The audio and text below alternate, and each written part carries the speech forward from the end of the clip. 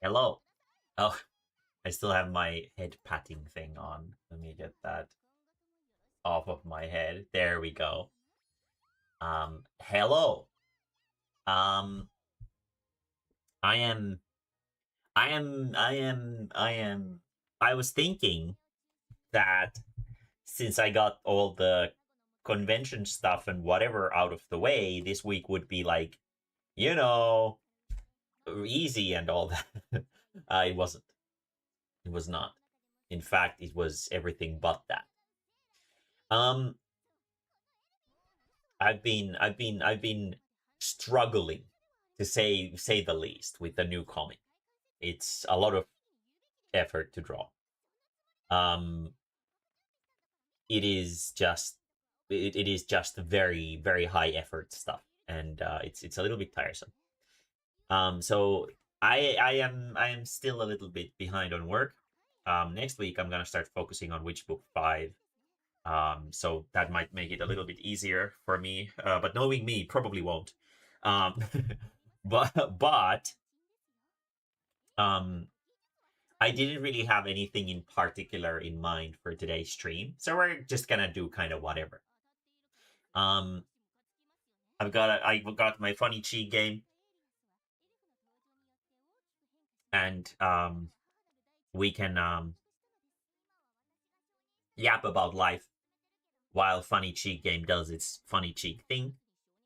I've got a dig site that I can dig into even further now that I have gotten a better party for my big cheat idiots. Um, it seems to have frozen though. Let's see. What does this mean? Are you okay? Uh oh. Uh oh. We'll let it be. We'll let it be for a second. And maybe everything's okay. Maybe it didn't die. And it's actually totally fine. Right? I'm dead too. What the fuck? Chotto matte. Why am I dead too?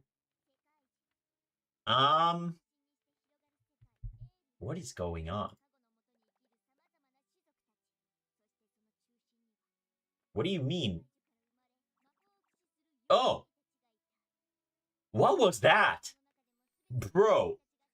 It's just, um, oh, it's doing it again?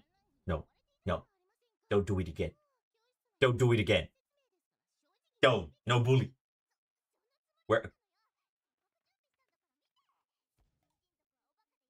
It's doing it again. Am I gonna freeze again? God damn. This game is oh no, it's going. Okay, we're good. We're good. I haven't played it on the PC for a little bit, so I had to update, and there's a big update that had to go through, and it's getting through that. Um but yeah, I've been reading a lot of manga. It's been a while. It's been like a month or two since my last manga binge, and I've been reading a lot more. I found a really interesting horror one. There's still like this. I don't know if this is like a thing or maybe I'm interpreting it wrong.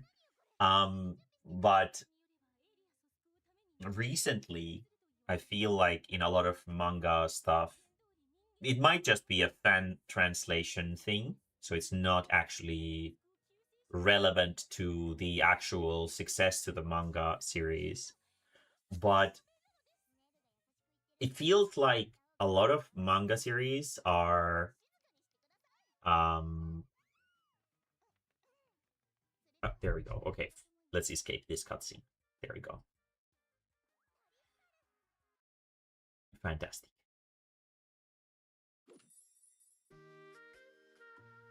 Okay, we made it. Nice. um I feel like there's been a lot of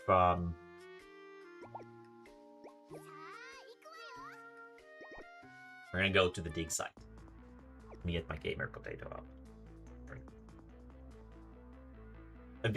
There's been a lot of like series that are like maybe like I don't know sort of how it works with fan translations and stuff, From the way I understood it is that when people make fan translations for works, they make it because they think the manga is fun or interesting or whatever.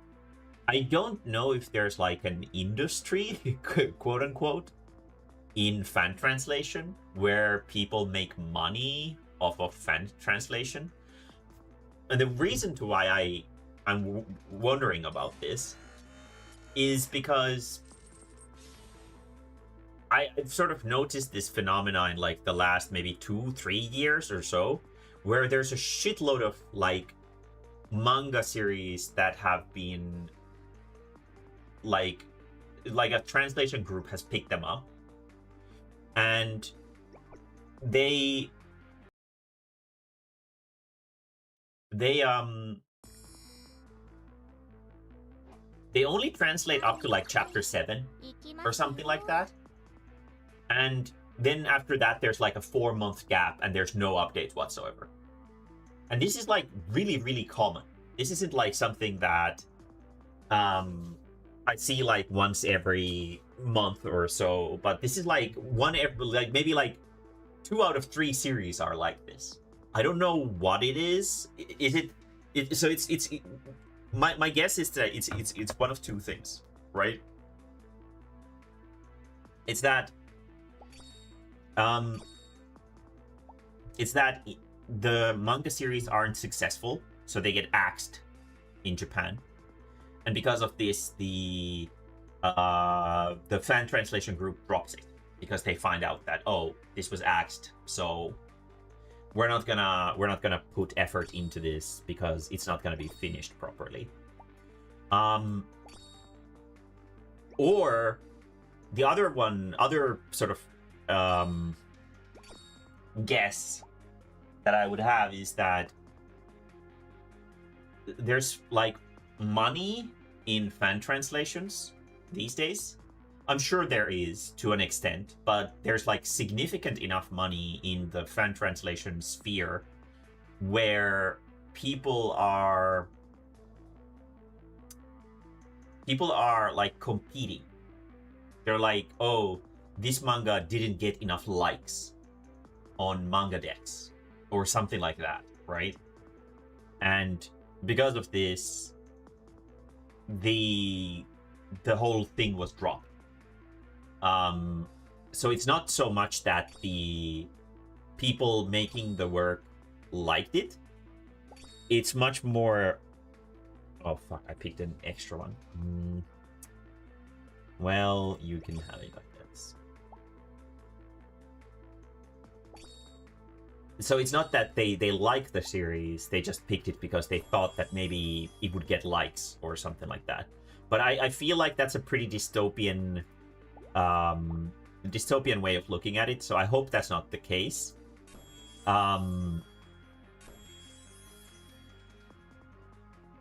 But I don't know. I can't really understand why there's like, whenever I look at like the most recently updated series, there's maybe like 1 every 3 or so pages of MangaDex pages that has a series that has like more than 30 chapters to it.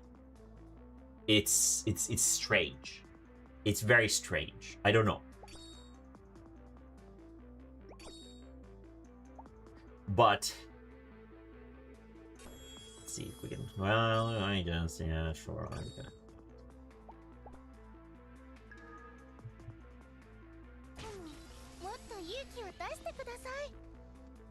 But yeah, it's been interesting. I had a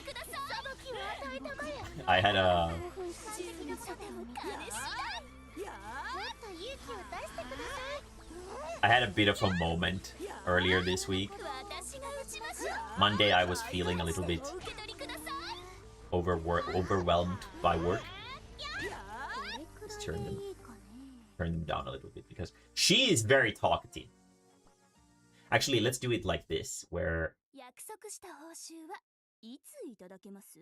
we'll keep her fine, but we'll lower the character volume.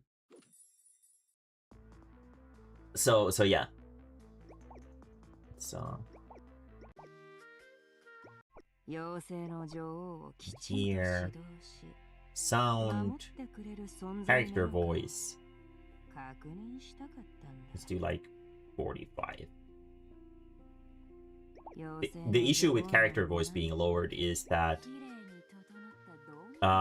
it makes it lower in the cutscenes as well, which is kind of stupid. But I won't be looking at the story on the PC anyway, so it's fine.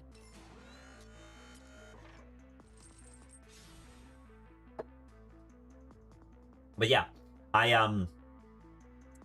there's these like tickets that you can get by playing the game, that you can trade for character-specific tickets to power them up, to get them more stars in the star rating.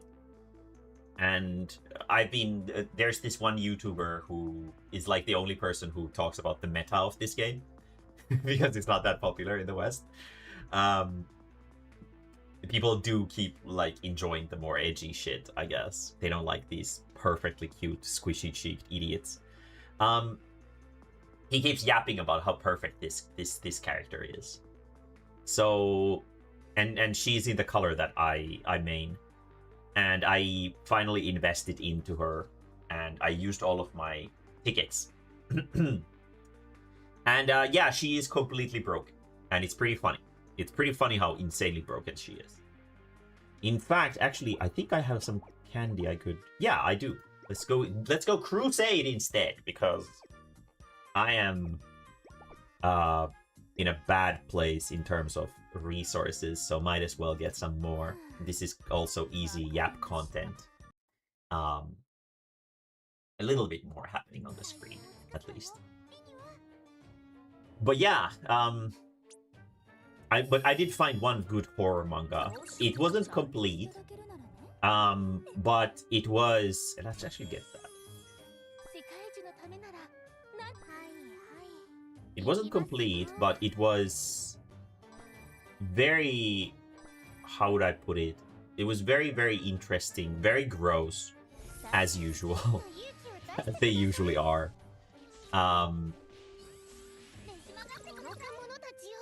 And I had a good time.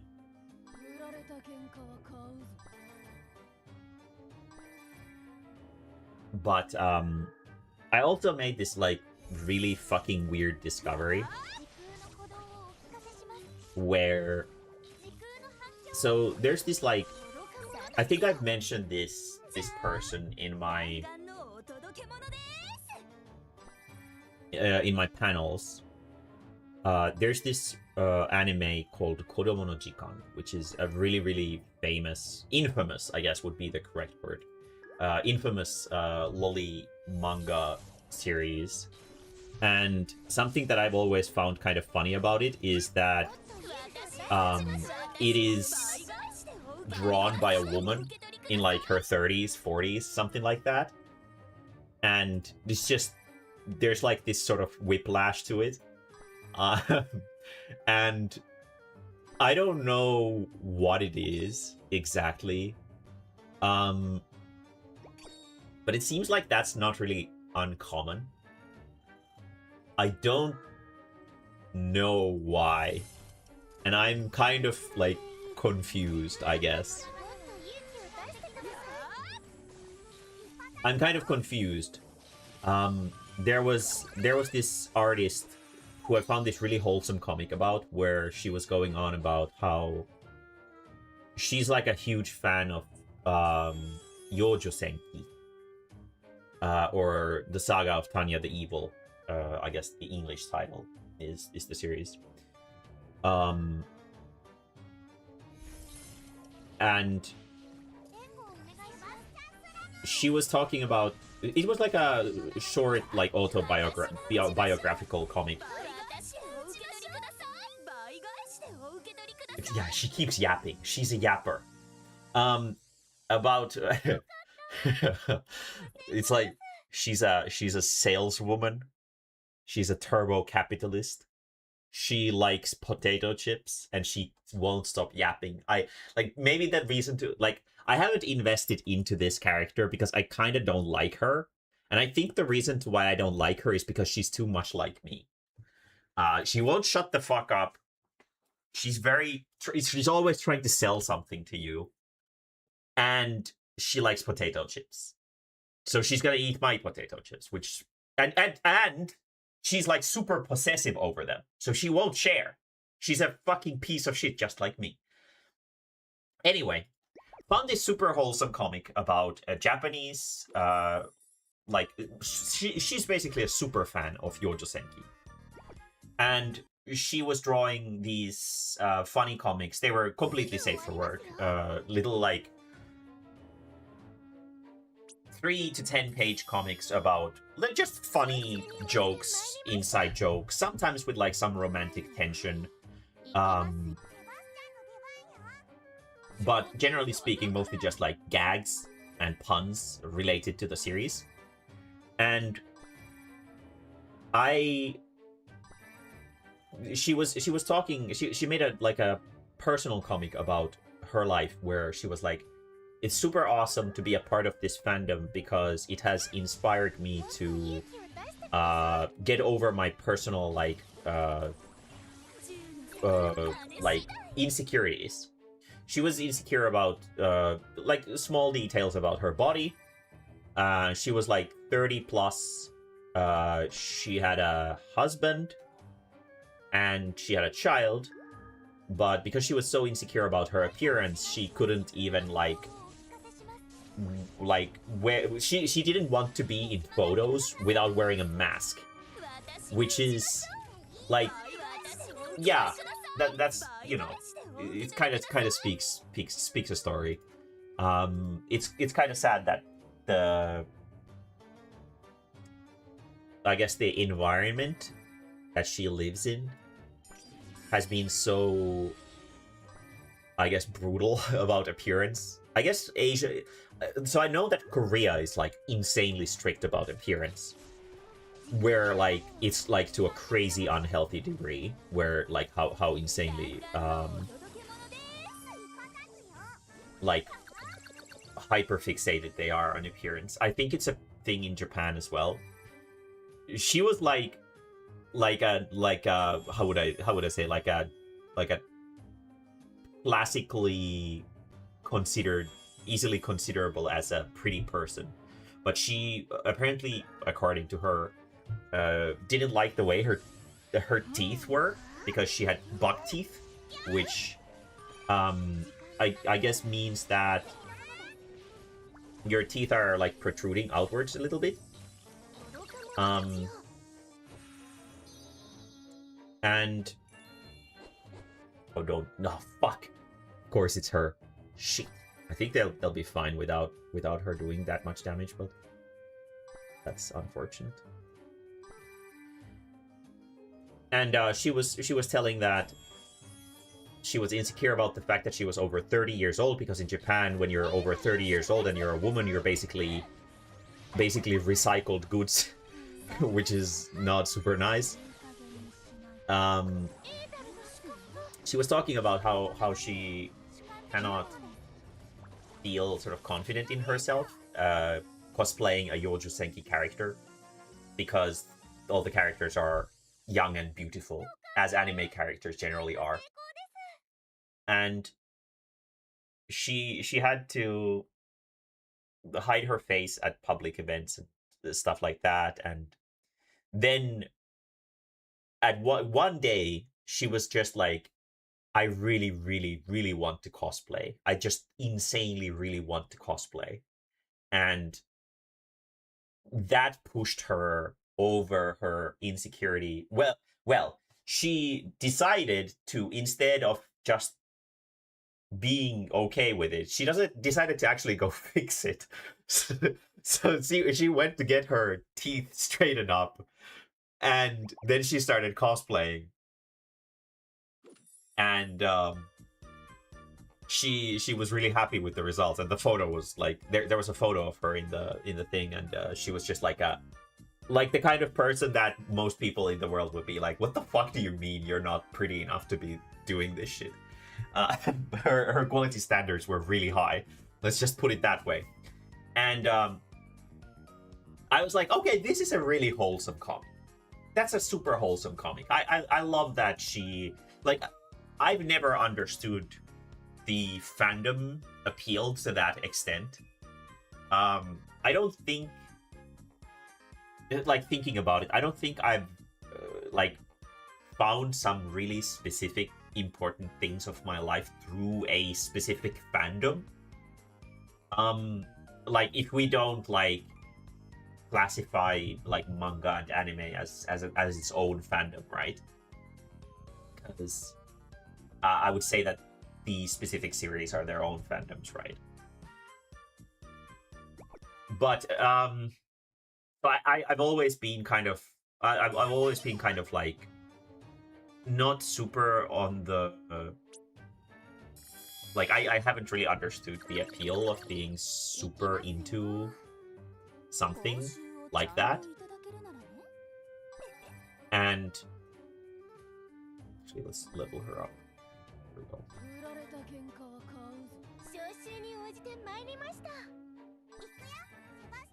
Oh shit, yeah.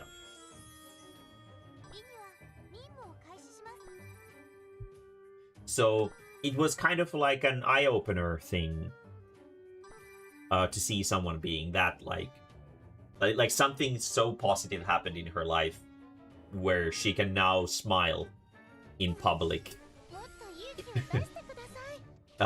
because of her immense desire to cosplay Yojo Senki characters. And it was kind of moving even. And I was like, yeah, this is nice. This is nice. Is there anything else that this author has made? And then I found that they made like a bunch of like funny, cute, Yojo Senki themed comics. They were all about Tanya, the main character, who is a she's a salaryman, a really cruel salaryman who got reincarnated in another world as a little girl who has to go to World War in like a magic Germany, basically. It's very much its own thing. It's a pretty fun series for sure. But yeah, these comics were mostly about like just funny interactions with the characters in the canon. And then there's this spin-off thing called Isekai Quartet that has like the biggest isekai series. I think it's ReZero, Konosuba, Yojo Senki, and Overlord. And the characters sort of, it's like this chibi thing where the characters sort of like just do funny high school things, I guess, together, even though the characters aren't high schoolers. So some of the comics were about that. And it was pretty cute.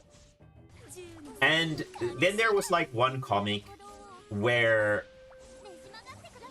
Tanya, the main character of the series, rides a bike horn, which is I guess a unicorn with two horns. Never heard of it myself before. But apparently, so unicorns, they love virgins. That's their thing. They're usually known for the fact, especially in anime and manga, that only pure people can ride them. And apparently a bicorn is the opposite. That if you're like not pure, then they will let you ride them. And the Tanya, the main character, rides a bicorn, and all the characters are like, what the fuck is this? And oh shit, right. That's true. Daily reset. And I was like, okay, so we're implying that there's something going on here. Okay, yeah, I mean, whatever. If that's your ship, that's fine. Then I scrolled down and I found out that this person draws a lot of like not wholesome things at all. Like not at all wholesome things about Tanya. And I was yet again culture shocked that I guess there are women as well who are into this. And, you know, whatever floats your boat, I guess. But I was just shocked After everything was so wholesome, I didn't want to see her asshole. I didn't want to see her asshole. But God damn it. I know Japan is just a different kind of place, I guess. It's just fuck. But yeah. That was like a strange manga discovery that I made. The wholesome comics were actually really cute. I was hoping that there was like a compilation post of all of them that would just have like 100 pages or something. But sadly they were pretty short.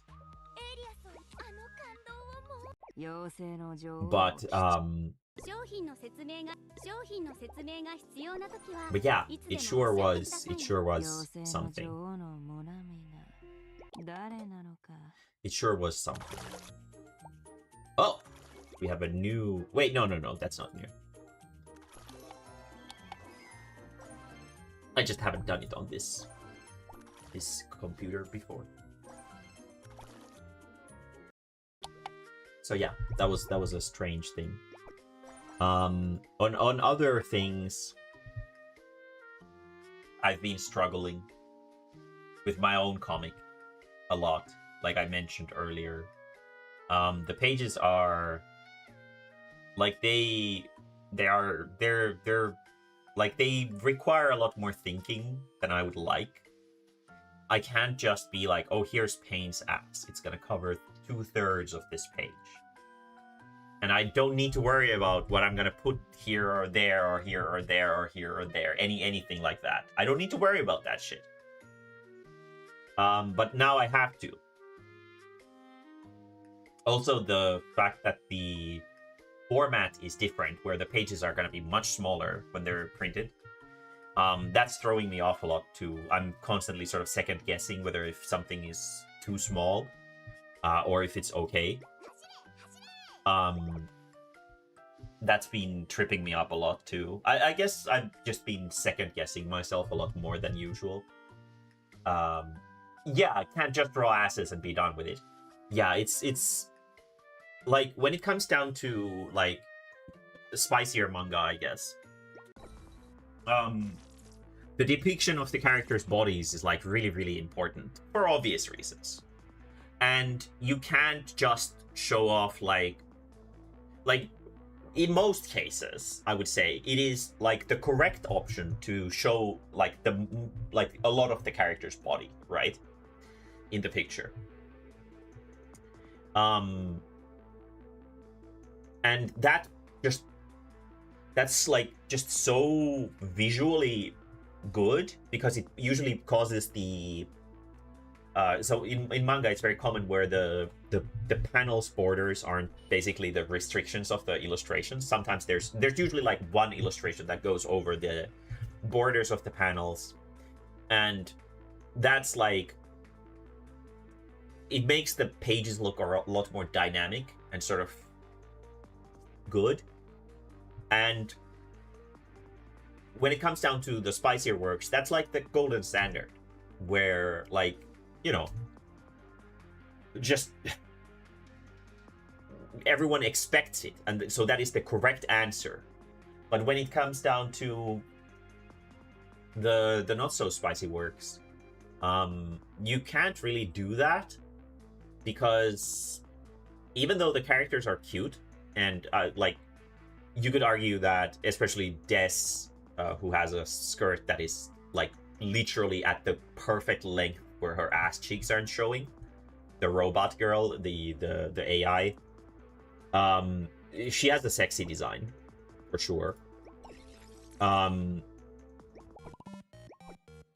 But if I were to just do page after page after page after page after page where she is like depicted like that, it would turn into a very different kind of comic very quickly. And I don't want to do that. So I'm kind of in a new territory where I don't know what I'm supposed to do with how to place the elements on the page. And that causes me to second guess thoughts a lot, and it also causes me to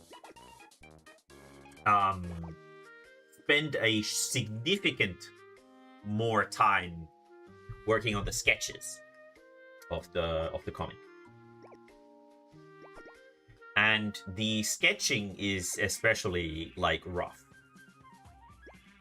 The sketching is especially like a rough part of the process for me. It's let's see if we can mess with these guys. My level is higher, but the yellow and black teams are just objectively better than red in PvP.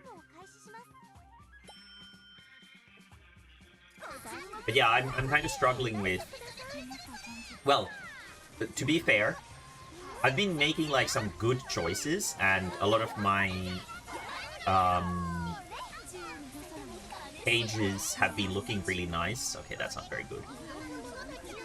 Yeah, the issue with red is that red doesn't have a good healer, so you can't really compete with black and white, where they have like really good healers both. Healers that do damage. The red healer doesn't do anything except for healing, and it doesn't even do that super well. So I would need to... I still don't have the fucking one yellow guy who I want, so I can't optimize yellow yet. But yeah, it's been forcing me to think a lot more than I usually like to.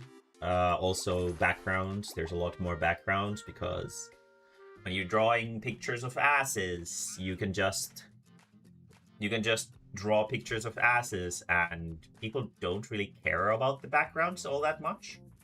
But when it's like a sort of more story-driven thing, it's kind of valuable to establish where the characters are, especially since the characters live in a 2-story house now.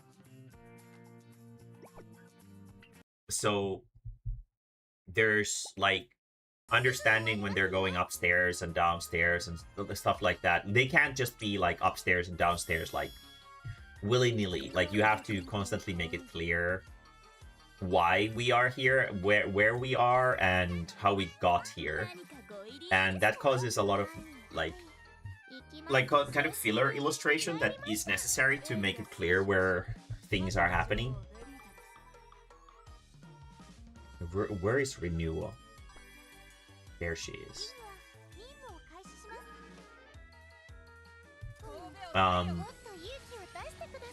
And it's rough. It's tripping me up. It's causing me to just sort of, after I'm done with some idea, I often struggle with... Like, I can see what I want in my head. I can visualize... Well, no, I can't really visualize it. I've never been good at that. But I have a concept of what I want. Like, if I were asked to write down on paper what I want this scene to be depicting, I would be able to do that without an issue. The thing is that once I get to the point of actually drawing it, all the effects and stuff like that, they're tripping me up because I don't have any idea how to draw them. Because I'm so out of my zone, I guess. I'm just like out of my league. So, is this actually a thing? I guess it is. Unfortunate. These all 3 of these are kind of worthless. But yeah, it's just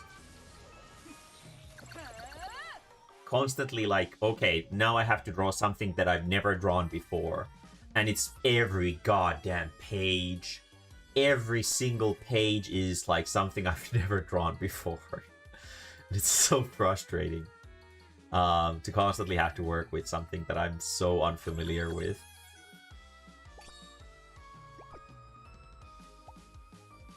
But yeah, I've been scraping by, I guess. The pages look nice. I feel like they could still use something more, maybe a little bit wilder depictions of like movement and stuff. Like a little bit more over the top. That's kind of what I would personally prefer, probably. So I need to do that, I guess. With Pain and Miyuki and Terra, I've known them for like a really long time, so I'm like really comfortable with drawing them. So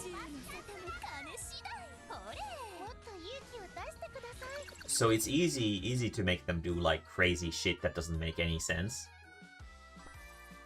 But sometimes I feel like I'm a little bit too shackled by, well, my mind is too shackled by thinking about, is this, like, would this make any sense? Even in the illustration part of things, like, I don't necessarily think of, like, would this look cool or something like that. Well, I do definitely think about whether something looks cool or not. But would this look cool and be, like, believable? Like, is this depiction of this thing believable? When sometimes, the believable depiction isn't necessarily the cool or coolest one. The most awesome one. So yeah. It's just growth pains, I guess. Growth pains, having issues with things that I'm unfamiliar with. But it's progressing. Next week I'm gonna start working on Witch Book 5. The first like clear reading of it. Because is Rinu she is 4. Yeah, she is 4. Okay, cool. Here we go. But this week, I guess I'll, like, I was originally planning to write some Witch Book 5 already this week, but today's page has again been a struggle, and it's been taking a lot more than I wanted to. It's like just exhausting me, like, constantly, where I draw for like 3 to 4 hours, and then I have to take a break for like 30 minutes, an hour, something like that, which isn't really usual. Maybe I'm getting old. I hope not. I hope not. But it's just a little bit just beyond me, I guess. Overwhelming. Constantly pushing my endurance a little bit. I have to sit down and just sort of lay on my bed to think about how I can solve some of the issues that I'm facing. Like, how do I depict this correctly? How do I make this drawing? And it's pretty hard. It's pretty hard. It's satisfying to get the things drawn, but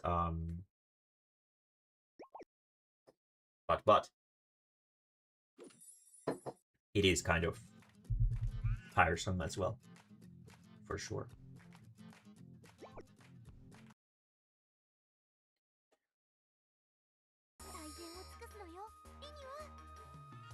We got the...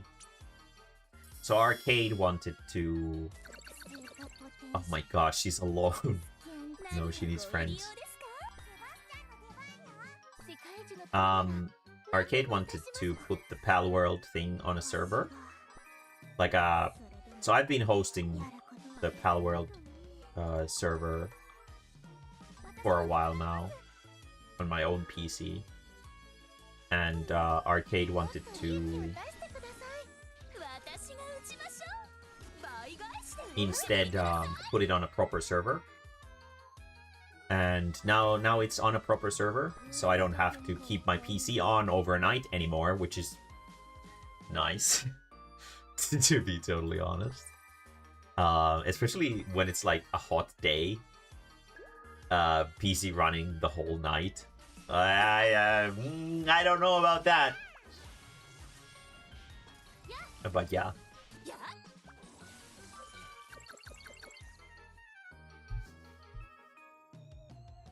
I guess we'll take Belita as well. It's a little bit of extra damage. Why not?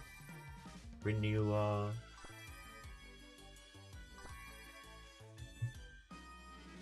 But yeah, I've had this most wholesome conversation online, in my email actually, with a nature photographer. I think he's like a professional nature photographer or something like that. And he's he like originally I got a message in my spam folder in my email. Actually, we can yeah, we can do that. I got an email in my spam folder. I was like, hey, do you think it's possible to get a digital version, the ebook of threesome therapy? And I was like, oh, this is an actual email. I don't actually know why it ended up in my spam folder. Maybe because it had the word threesome, I guess. I don't really know. It flagged it as some kind of spam. That would be kind of funny, to be honest. But,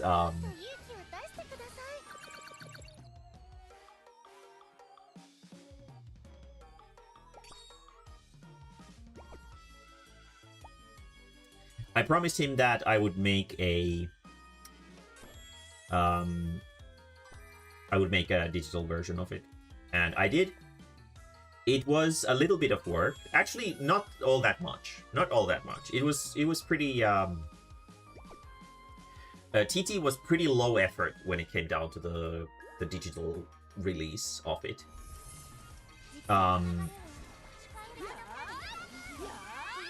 I still need to update the first volume of memoirs to match the properly proofread version better. But he was mostly just interested in the comics anyway. So I thought that, okay, I'm gonna send. He's gonna buy the whatever, the digital version of it, and he did. And then he was like, hey, I have a question. Is it like, I have this hunch, but is it true that Pain's name, Pain Astrea, is a reference to her being a pain in the ass? And I was like, oh yeah, it is. And we had a funny conversation about character names. A bunch of different topics. We went from flowers, going over the names of moonflowers and other things related to moonflower pollination and stuff like that. And it was pretty fun. And he was asking something that I've been sort of thinking about every now and then, but I haven't really ever gotten into it. But he was asking, like, have I ever considered making a VN? There was someone who actually very recently asked me at a convention, I think it was Ropecon. Someone came to ask me, like, if I've ever made a VN. And I haven't. I've tried multiple times, but every time I've been kind of like, it's like, let's just say that it wasn't because of me that the project didn't go anywhere. I wouldn't say that I'm not interested. It's just that I'm not super confident in my, like, colored works in comparison with black and white, and you don't really see black and white VNs all that much. I don't also think that that would necessarily be like a marketing advantage to it. So, and there's also the thing that there's what is it called? The engine that's like really popular for VMs, Rempi, something like that. Um, I haven't really familiarized myself with it at all, and because I've had kind of, how would I put it, half-hearted experiences with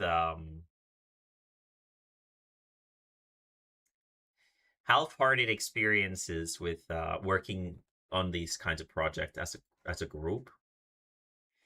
I would probably have to learn it myself. From what I've been told, it's really, really simple. Might be fun. Obviously, it would be a lot nicer if I could just write a script and someone else would put all the things together.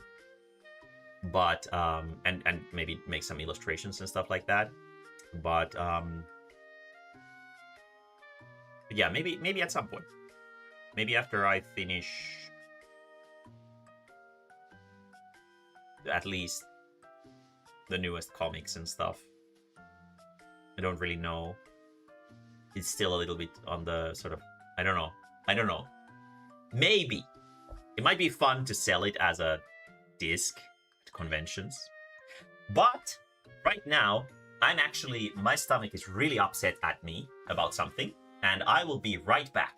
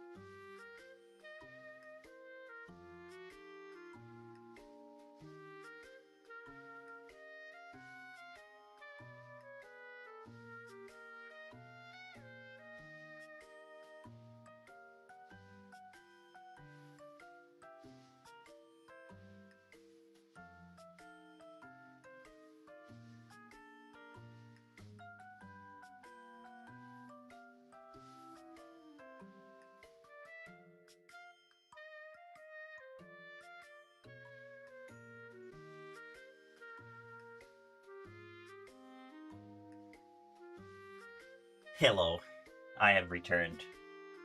I have been issues with my stomach today, which isn't really outright new. But yeah, I don't remember what I was talking about. Maybe it wasn't super important. You too, huh? Yeah. It's been a little bit rough today. Maybe it's just a Friday thing. Could be. Could be that just Fridays are just like that, I guess, maybe.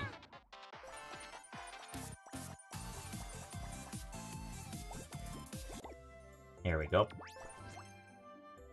Bad pasta. I didn't have bad pasta today. But yeah. This is here. But yeah. I'm kind of bummed out. I don't Grand Blue Fantasy. The newest expansion to it is called Endless Ragnarok, but it only lasted like 20 hours or so. It wasn't endless at all. Fuck. It wasn't endless at all. I was lied to. But yeah. I think they're updating the game. So that's gonna be maybe fixed at some point, hopefully.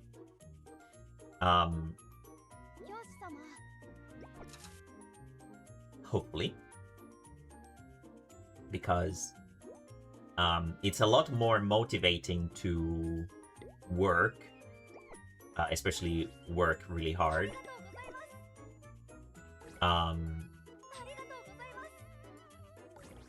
If you've got something sort of exciting waiting for you. Where's the...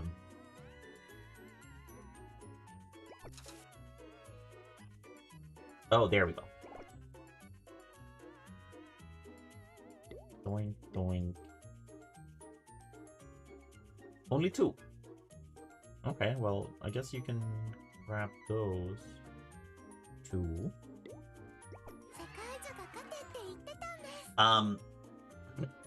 Palworld, there's still the final boss left in the game. That I haven't even tried yet, because I haven't explored the world tree a whole lot yet. A few other bosses, stuff like that, there's still. The only thing is that you kind of need more players for those, and because of time zone difference issues, hard to find a time when like everybody would be present.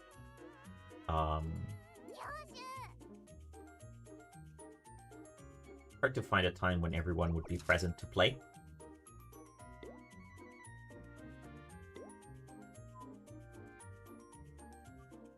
Dwayne Johnson Barbie doll. So like, when you say Barbie doll, do you mean like just a doll that is kind of like a Barbie, or do you mean like an official Barbie branded item?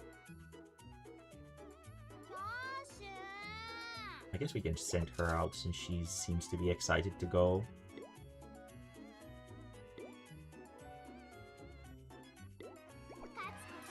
She didn't even fucking get the... Oh, but she went to level 3. Okay. Let's... Oh, interpret tarot cards. Okay, cool.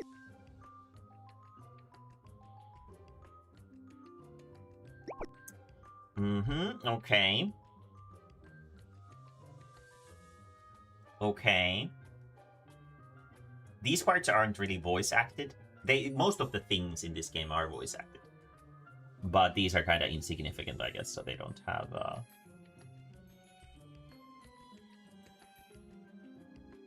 I mean, this this mentality that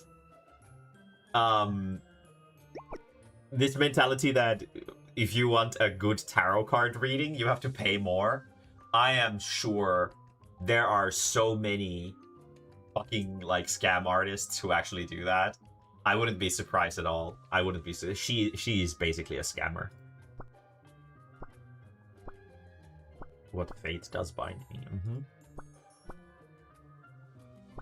Let's see.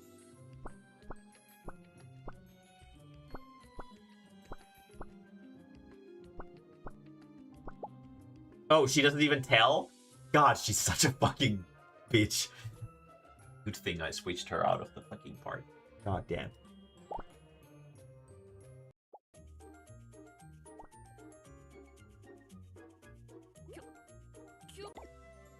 Okay.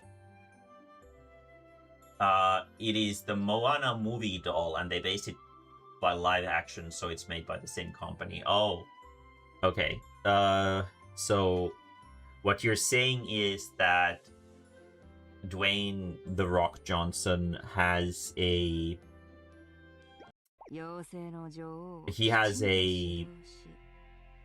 he plays the role of what I'm guessing is the big guy in the human acted version of Moana. I'm assuming. I haven't watched either one. I haven't even watched normal Moana. So I'm not super familiar. And then they made a Barbie doll to match his looks. I mean that's not really particularly cursed, I guess. It's just, you know, what else would they base it around if the other characters are based on the real life versions? Looks cursed. I'm sure it does. I'm sure it does. But like, you know, maybe one day it's gonna be like some fucked up collectible.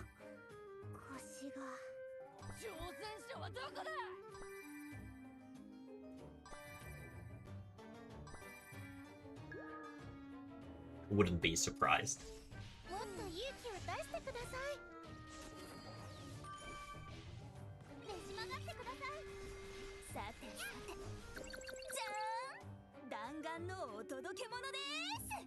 Her voice lines are way too long for this kind of combat.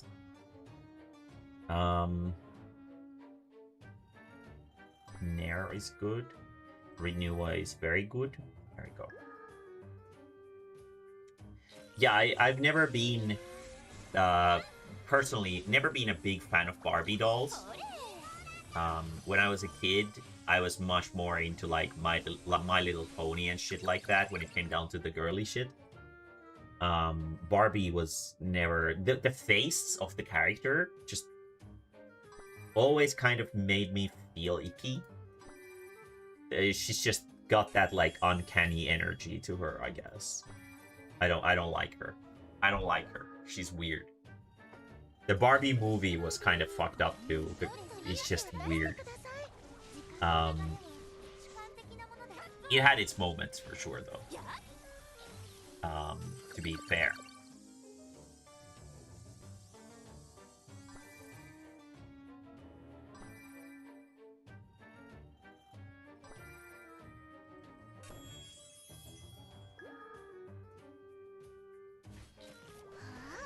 There we go. But yeah, oh yeah, I was talking about the VN. Right. I don't really know... How do VNs... Are there any people in chat who know how VNs sort of work? So my experience with VNs is mostly bound to Doki Doki Literature Club. I've never really interacted with other VNs. So in that game, I don't think you can really considerably influence the way the story progresses. It's always going to go into the same direction, if I'm not completely wrong.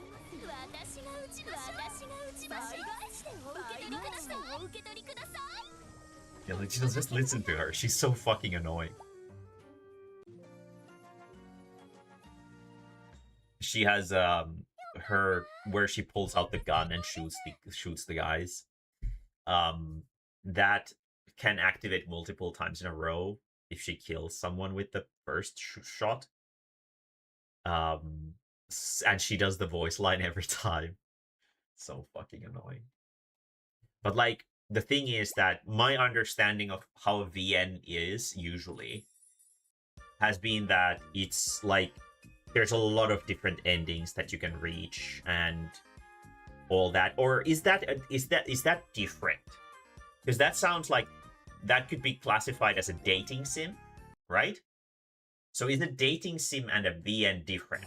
Is a VN basically just a novel where you can make some small decisions in the story to see how it sort of plays out, depending on your answers, but it doesn't ultimately change the outcome of the story. I've never like played like any of the like really big VNs like Steins Gate or Fate or anything like that. So I'm not familiar with them. So if anyone has ever played a VN, let me know what they are like, because I can definitely write a story where the conclusion is always the same, and I can probably make it pretty exciting and fun. But I don't know about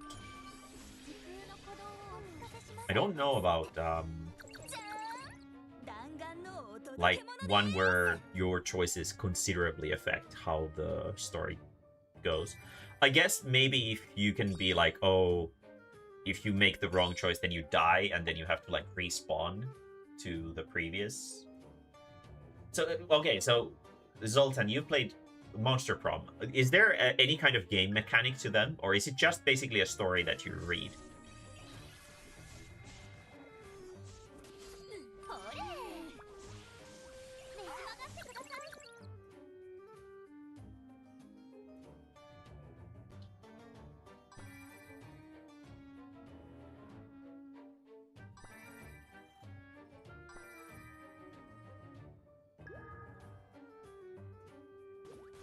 Because from the way I've understood what Monster Prom is, it's kind of like a dating sim, right? It's got multiple different options that you can romance, and that's kind of the gist of it, isn't it? Is that correct?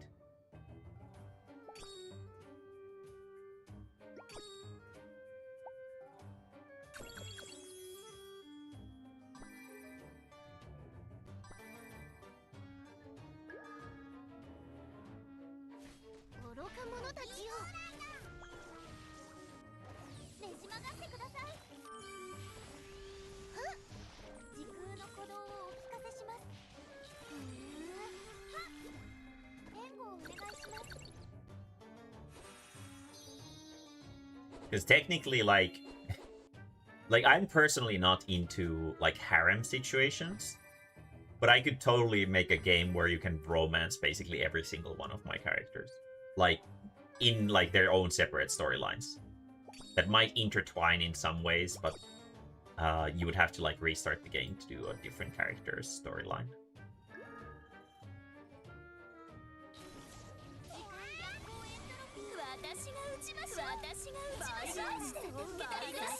Yeah, when you can hear her voice, when you hear her voice lines overlapping, it means something really good has happened for you, because she has killed someone basically. Because she can only restart the senior skill if she kills someone successfully. So if she says it multiple times, it means that she's done some real damage to the opponent team. But yeah. It was the first two games makes you do skill checks. You have two choice of events. The higher skill always wins. If the two skill are 50-50 game, just do 50-50 rolls. I don't know what any of this means. Fun fact, there is no harem ending, but there is an orgy one where you can cuck all the other players who go for a main dates. I don't know what any of that meant. Cool. I wonder why VNs are the genre that's always being asked of you. That's what I'm thinking too. I'm not sure why people are asking it, because I don't like. My thing is that I know one person who is a VN consumer. I know a single person who is a VN consumer. So from my understanding, there's no audience for them.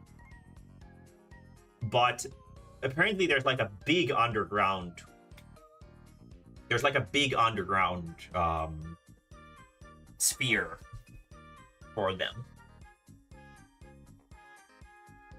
Where people really love that shit. Especially like horny ones. And I think from the sound of it, Monster Prom is also a horny one. So that wouldn't necessarily be outside of my I could imagine it's rather easy to build, but I don't see how it's that interesting. Maybe it's the horny stuff. I think it's because it's more personal. When it comes down to that kind of like horny shit, usually people can get much more into it if they can feel like they're participating in it.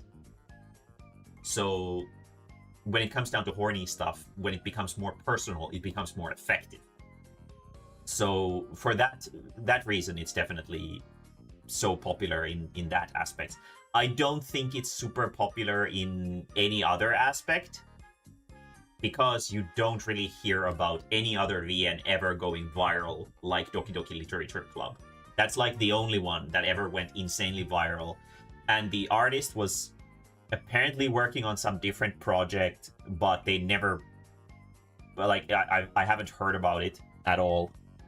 And it seemed like a flash in the pan kind of thing. Which it is an impressive work for sure. It's a really interesting and cool little story. It's pretty short, but it's really sweet and simple. Well, it's not sweet, it's very bitter. But and a cool concept as well. But it was supposed to basically be just a promotion for something else. Which is why it was free. And I think a big part of why it was so popular is because it was free to begin with. I think the average crowd does not consume VNs. So I would need to target the VN crowd, essentially. With this stuff. And like, yeah, maybe someone would be into a Mae-mae characters free-for-all harem game where you can choose whoever you want to romance and you can go on a little adventure with them to get to know them more personally.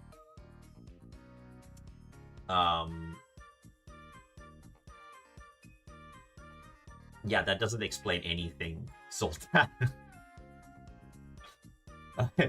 I'm guessing what you're trying to say is that it has some kind of RPG elements, like rock, paper, scissors type RPG elements.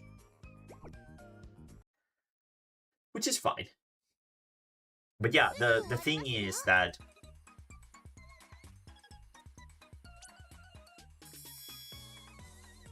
making a VN would be a lot of work. Not only would I have to learn like a new format of art yet again, and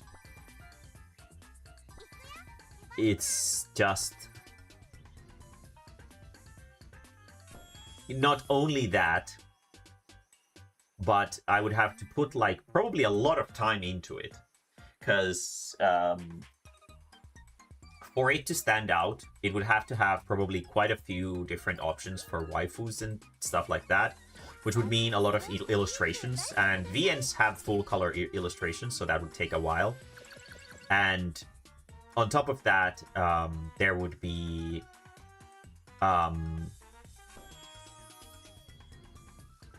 there would have to be some kind of mechanic that would help people pick the kind of character that they would like if there's a lot of different options.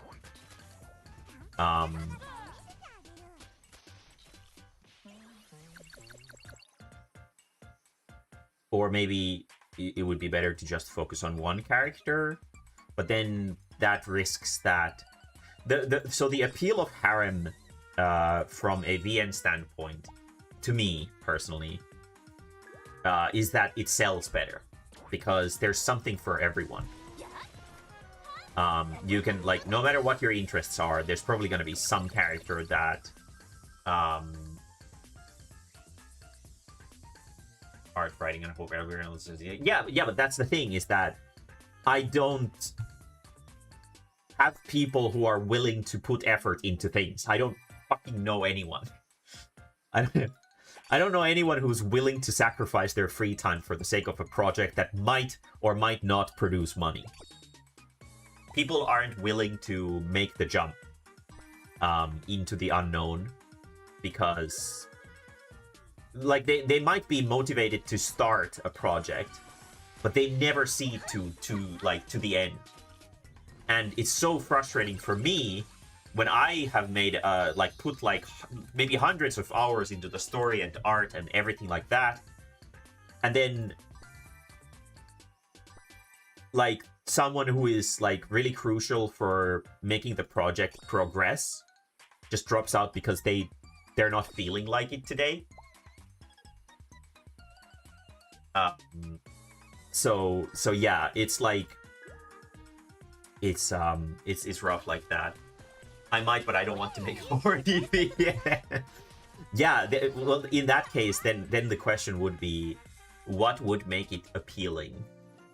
What would make it appealing so that people would buy it?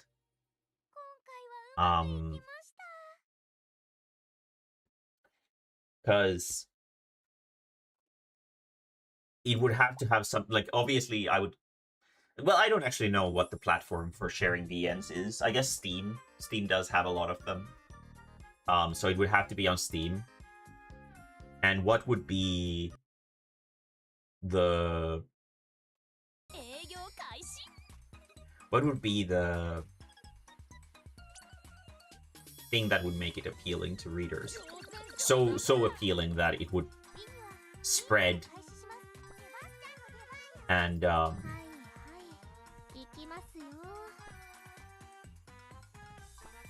sell, first of all. Obviously, at events and stuff like that, I would be definitely able to sell it, for sure. Like some kind of Steam keys or something like that to it. I'm sure that's possible.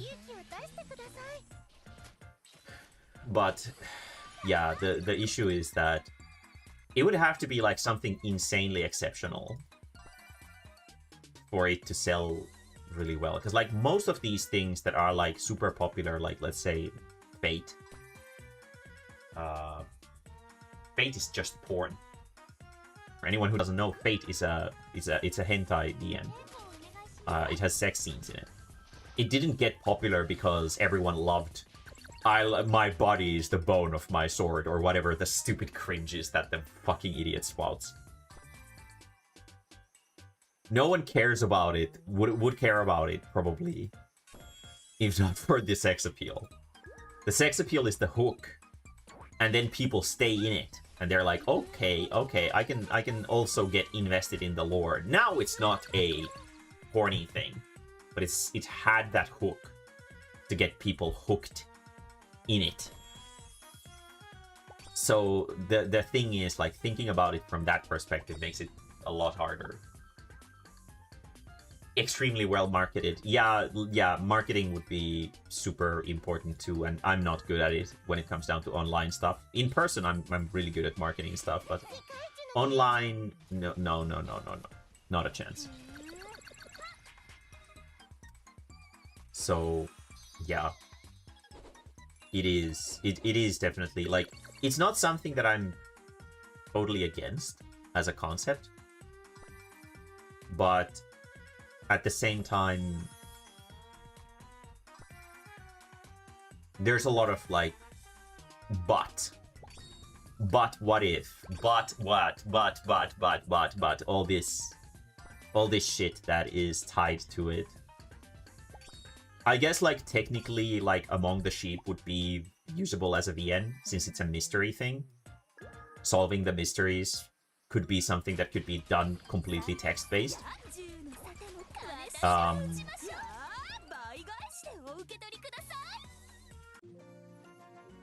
So technically, there could be a possibility of making that as a VN.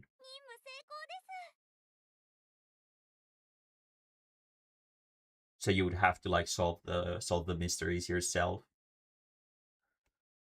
Yeah, maybe.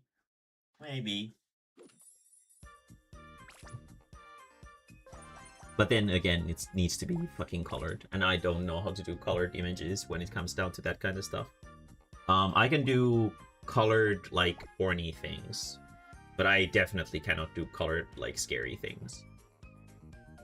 So that would definitely be an issue too. Like I'm just not good enough at that kind of stuff.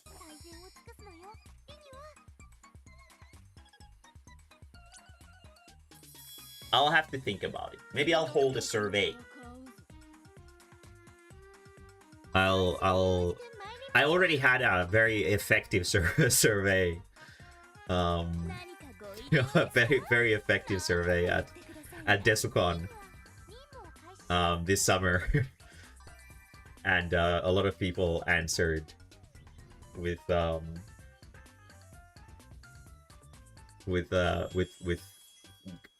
lots of opinions related to it,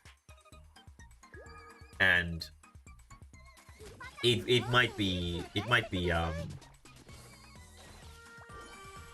something that I need to do. Let's have a survey. Would you be interested in a Mae-mae VN?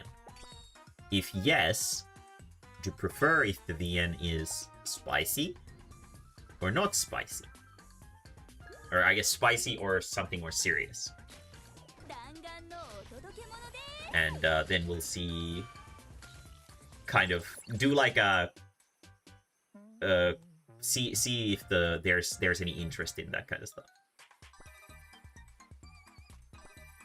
Might be an interesting little thing to do. Might as well, right?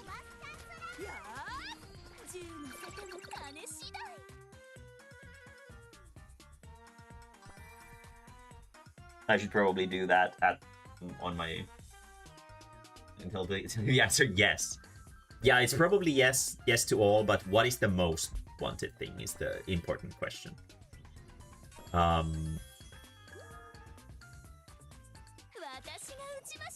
yeah.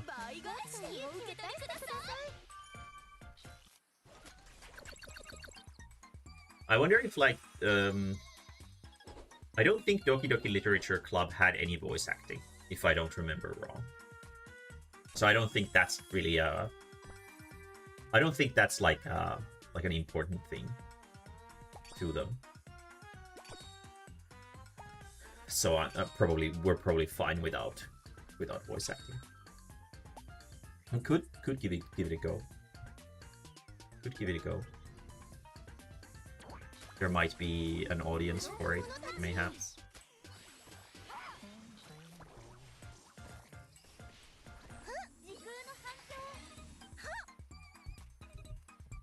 Like there was like a lot of people who really there was was it Capcom who just released the Pragmata something, where there's like a little AI girl and then a space daddy, and the space daddy goes on adventures of hacking with the AI girl.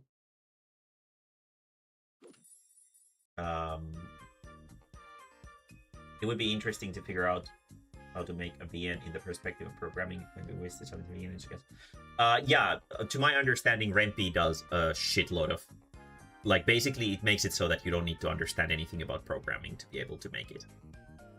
Obviously, if I'm sure since it uses some programming language to create the things, programming like actual mechanics into the game is not something that it normally does. So those would have to be custom. If there was enough greed to go for like proper mechanics in the game, which I would personally prefer, because you know it's cooler when your choices actually affect what you're doing in it. But I'm sure the parent simulator of the year. Yeah, I was just thinking that if that was doing pretty well, right? So maybe there is an appeal to people who want to have a kid going on adventures with them to take care of them. Because Among the Sheep would be exactly in that same vein of appeal. Because it's supposed to be about a single a single dad who has to take care of a child who is an eldritch monster.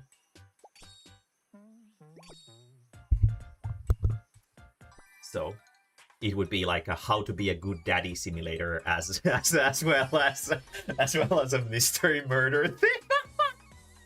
I mean, isn't that kind of unique? That might be actually pretty good. Oh my god. There might actually be an audience for it. It would also be kind of funny considering how sci-fi it is. It would be maybe more tonally fitting to have it in a digital version. But yeah, why not? We'll see. So if people want a serious VN, then it would be probably that. And then if they want a horny VN, then I would probably make it myself on Rempi if Guano doesn't want to work on it. And make it some harem nonsense. Well, not harem nonsense, but like choose your own adventure. Choose your open world dating dating sim.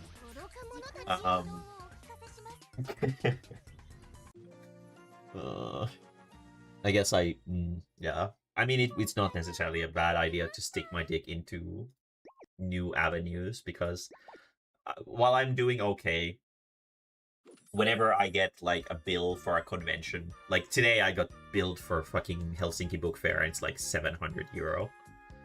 It makes me want to throw up. Maybe that's what that must be. That must be what made my stomach so upset today. Is the fucking bill for Helsinki Book Fair. So I'm not like financially crazy well off. In fact, I'm not particularly well off. I'm like scraping by. So trying to make something that might have the potential for virality would be possibly fun.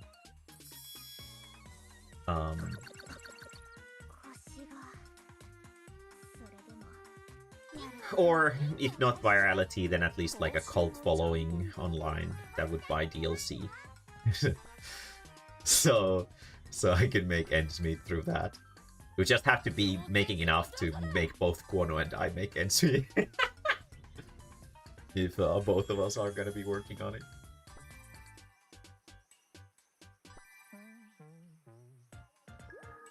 But yeah. Going to Card Expo at Tampere. Oh yeah, okay. Let me know if you find anything cool. I've been asked by multiple card sellers to come there to trade some cards with them. But obviously I can't. It's so far. It's so far away. It's coming to Helsinki anyway, toward the later portions of the year. So why the fuck would I go there? It just doesn't make sense to me. Nair is already fine. This is one of my favorite battle themes in the game. So fucking stupid. In a couple of months, yeah. Yeah, I've been wasting enough money this year already in Pokemon cards, so I'm not in a rush to waste more. Let's just put it like that.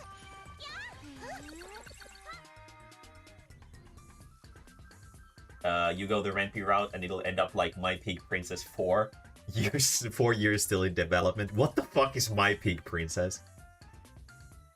And yeah, no. The difference between me and I would say most people is that I get shit done. I will always see my projects to an end, no matter what, even if it fucking ruins me. As you guys would probably know. I would argue that writing an entire book is, well, especially a book series, is much more effort than making a single VN. And I have made an entire book series in less than 4 years. So I would say that that's not really an issue. Why did I give it to her? Fuck. That would definitely not be... Going into development hell wouldn't be... If I actually worked on it as a primary project, it would probably be finished within a year. Probably less. Because it would have to basically fill the slot of a novel release. So it would have to be in a year of development time that it has to be finished, so that it can be released at the next event. So yeah, that wouldn't happen. What the fuck is My Pig Princess? What that title is so fucking insane. I don't really understand what that even possibly could be. Oh, you're trying to play the game. Oh, okay, okay.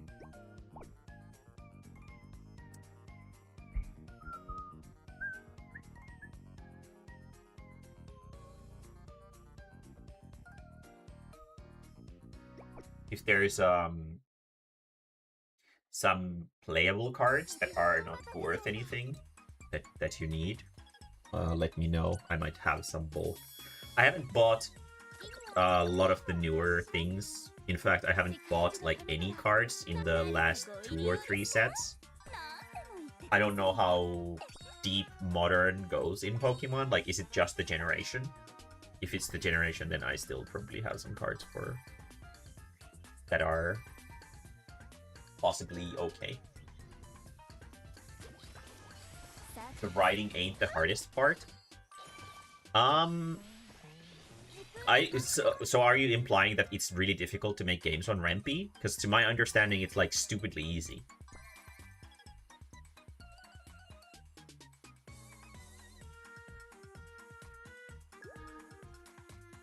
I don't know what you're trying to imply there.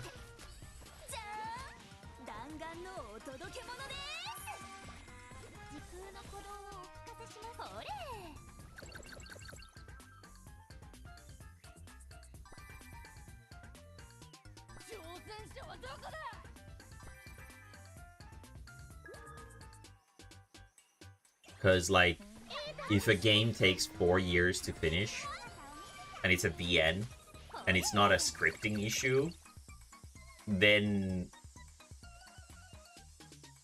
I don't know, like, what it could possibly be other than incompetence. Like, what could it possibly be other than incompetence?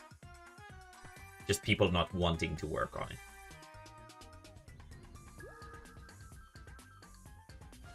Because there's like a million different games that have been made on Ren'Py.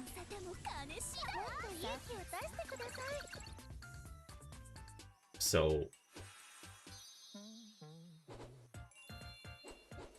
yeah. The art can get overwhelming. I mean, it's not like you have to illustrate like a shitload of stuff for VNs, do you? Don't they usually have like 10 to 50 pictures in them? Like full color illustrations?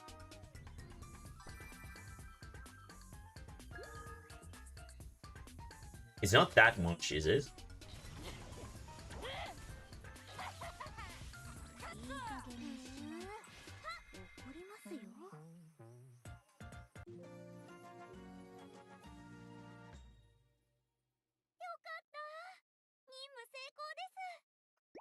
I would argue that making a comic book is a million times more overwhelming than making a fucking VN. There's not even a competition about it. I don't think most indies should take more than 2 years. Yeah, exactly. That's what I'm thinking. Like, what the fuck does it... Like, how would, like... If you want to custom illustrate every single fucking frame of the game, yeah, sure, that's gonna be fucking insane. It's gonna be really intense. But if you're gonna be let's actually Google this. Let's actually Google this. I'm curious.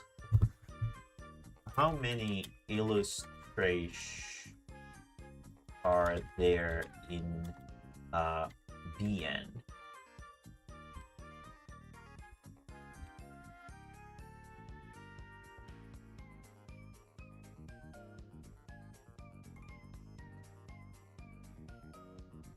That's yeah, the character sprites, backgrounds.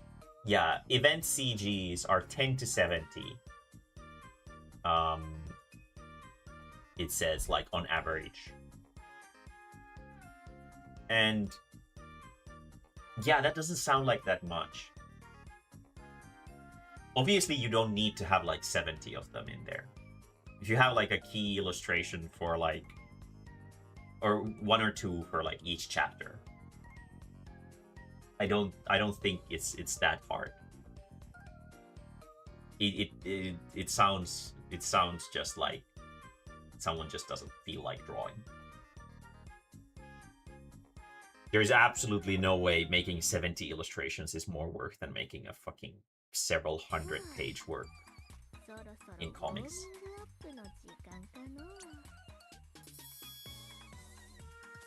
So I don't, that would absolutely not be an issue. At least with me. That one I'm pretty confident at. I think people would probably know that I'm not particularly slow at drawing. Hardest part is working 8 hours a day on. Yeah, I would probably work 14 hours a day on average. Probably.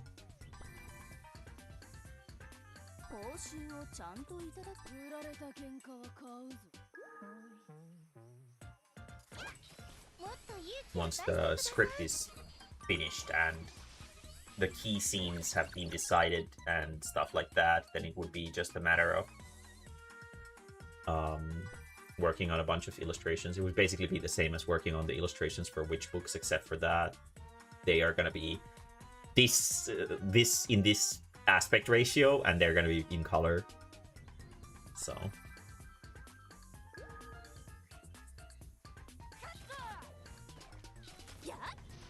But yeah, I would kind of expect that if I would work with someone on the project, then they would absolutely work at least the bare minimum of 6 hours every day on it.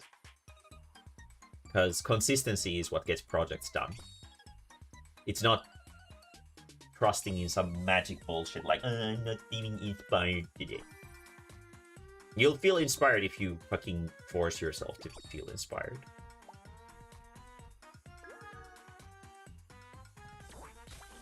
Do manga page style illustrations as well. I mean, yeah, that might be cool. Like, stylistic choice. To do black and white manga illustrations, like, for some scenes, and then, like, the really important scenes would get, like, the full color illustrations. That would actually, like, probably be actually a really good idea. That would probably increase the illustration count by, like, 30-40%.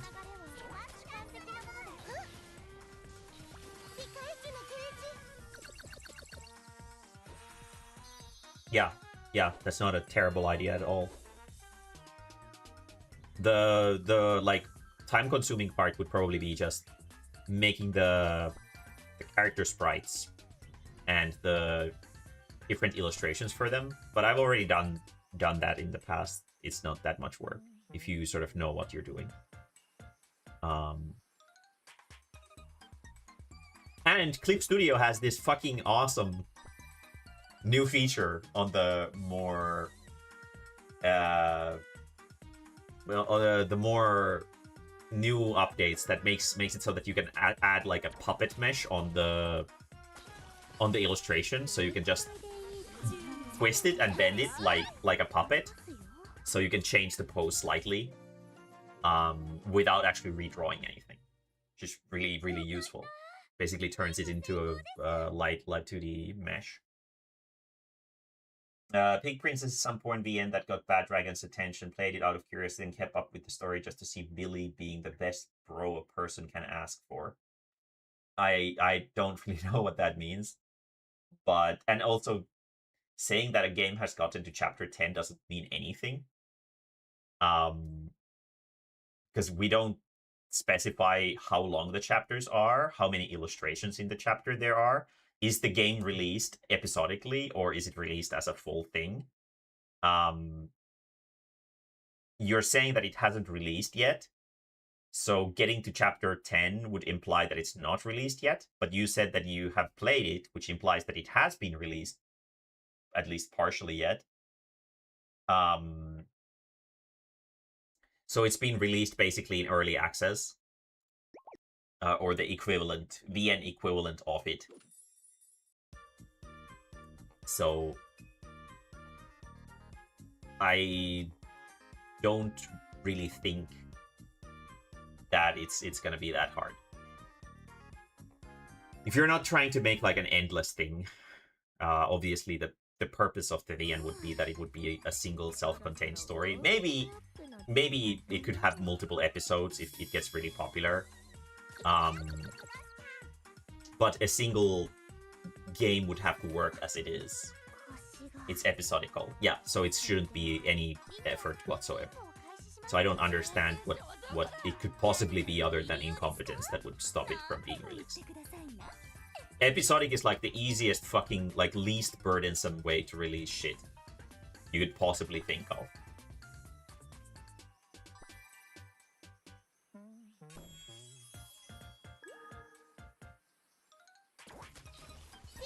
Having to work on something for like a year and a half,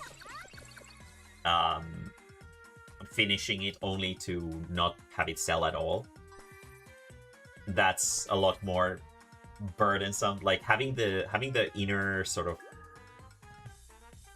I guess, mental fortitude to keep believing in the project, to be able to fulfill it completely, is I would say that's a lot more stressful than releasing something that people already like, and then you can only release like a bite-sized thing of it again, and then people are like, oh yeah, this is great, let's give them more money.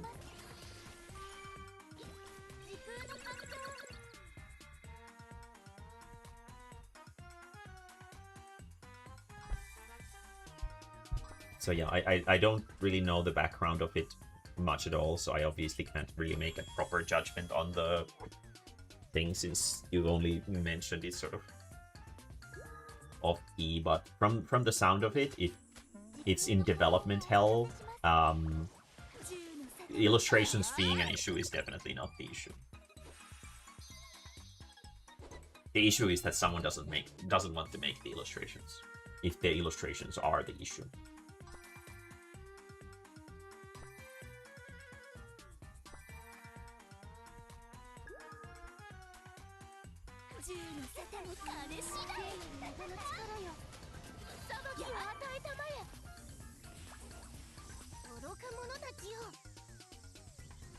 But yeah, maybe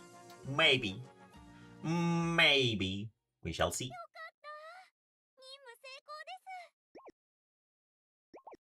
We shall see.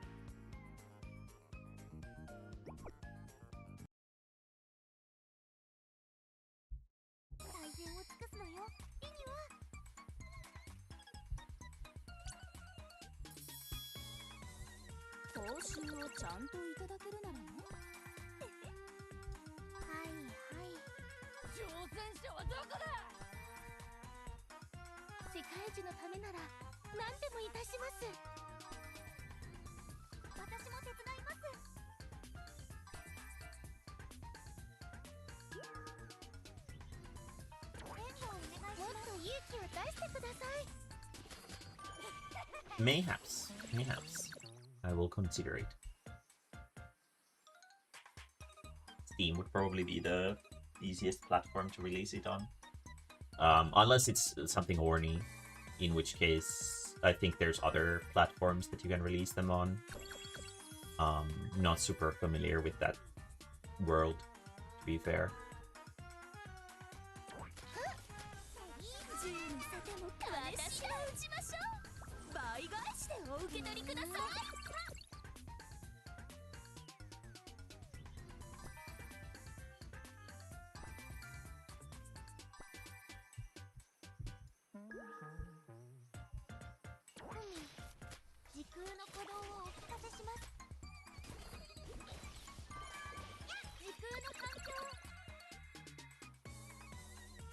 God, it's already 11:30. I need to get back to work here in a little bit. I'll go through the next stage because this stage is green, which means that the next one will be blue, which my team is weak against. So we'll see if I can push through it. The blue stages are always bad because my characters take like double damage from blue guys.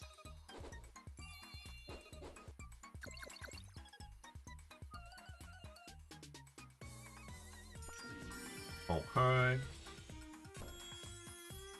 Mad, please. Renew us. Time paradox, please. Stealth slacker, please. I guess leads, please. I mean, that doesn't really matter. It's fine.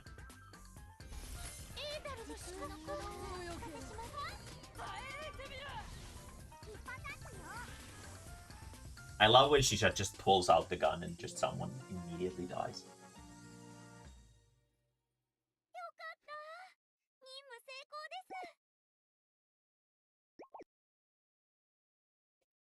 It would be an interesting venture.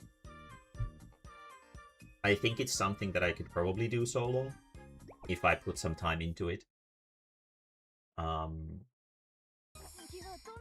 The bigger issue is gonna be like just the format, understanding the infinite subtleties and quirks of the format. There's always a bunch of little things that you don't really know, and they're not really something that is generally documented anywhere, so you just have to kind of trial and error your way through them.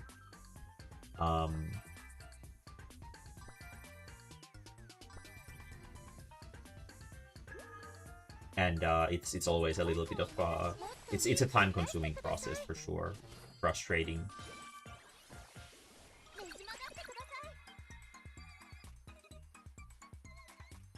For sure. It's been the same thing with...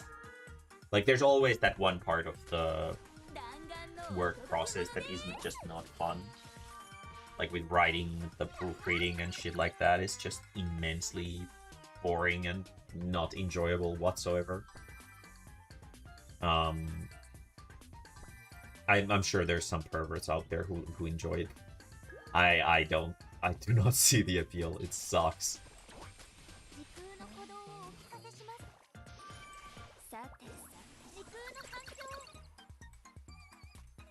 It's just ass. With comics, it's the sketching. I wish someone would just sketch shit for me.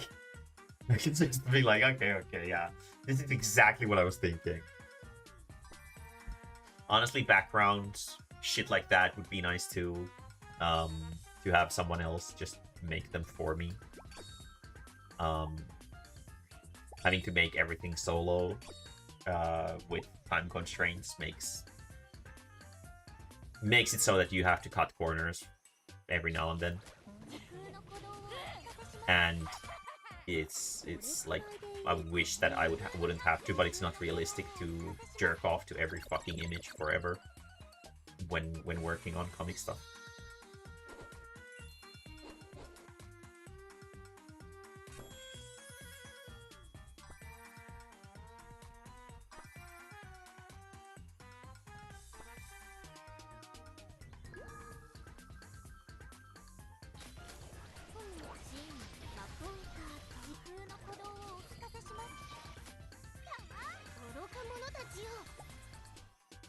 Okay, that's all 10 stages of this. And the next 10 stages are significantly harder because my guys are weak to them. Which kind of sucks.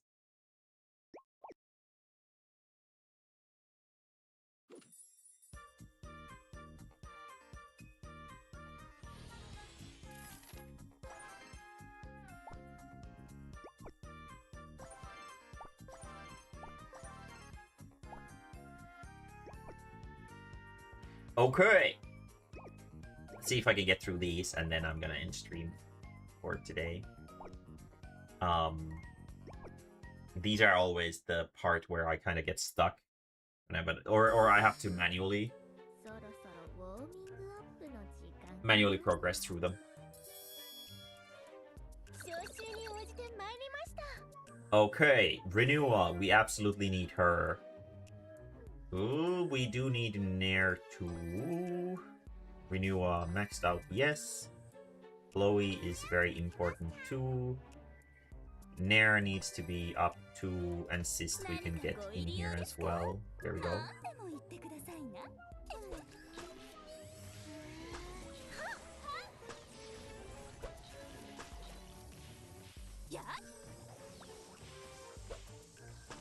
Yeah, suddenly the stage takes a lot longer to clear, even though it's like the first one. And then someone just lost like 80% of their health. Very cool, thank you, gang. We'll get him, her. I guess they're all girls. Her here, Chloe. She's a bokuko. She's a boku girl. She speaks in boku. In my head canon, she's sometimes a dude.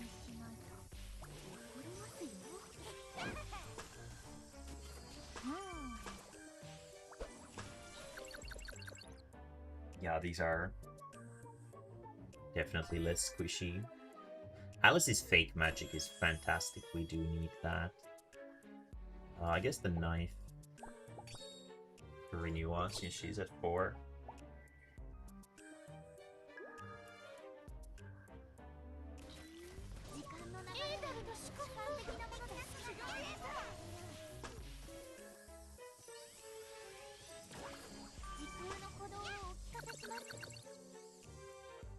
We need her to be maxed out because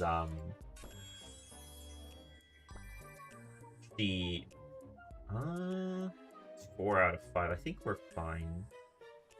She can basically overwhelm any enemies with the time stopping thing.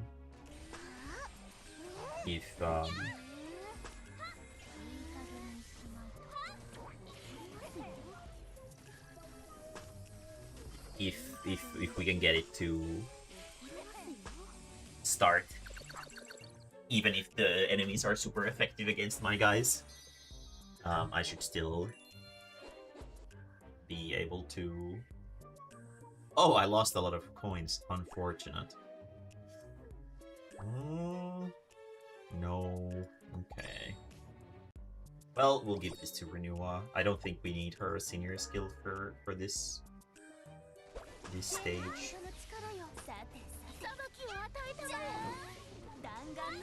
Yeah, there we go. There's the tank dead.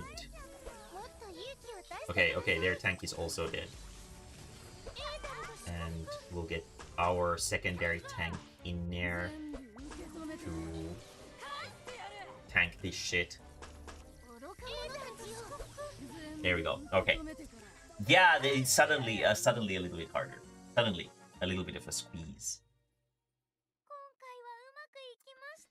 But having 2 tanks kind of helps a lot. So if one dies, I still have the other one left. My other tank is not actually a tank, it's just a racist priestess. But she's she fulfills the role pretty well.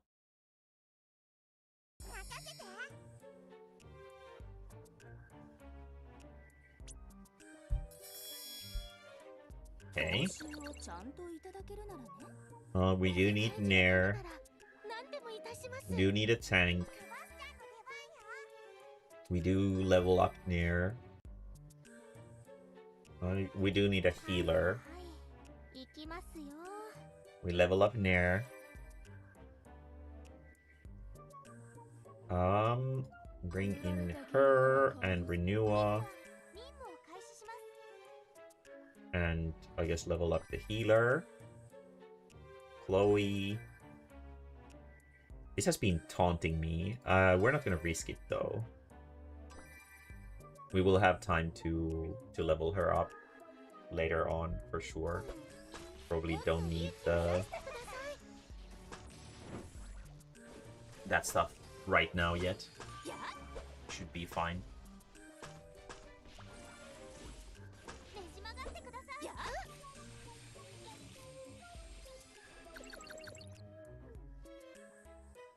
There we go.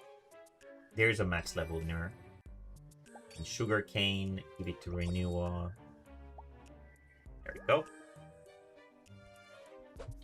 Very good. The reason to why I want the priestess to be 4 stars is because then she can give invulnerability to the front row, which is very useful in combat where every attack can insta-kill your character. Yeah, like this. Like this. See this? She's fucking dying, but now she's not. Yes, now she's totally fine.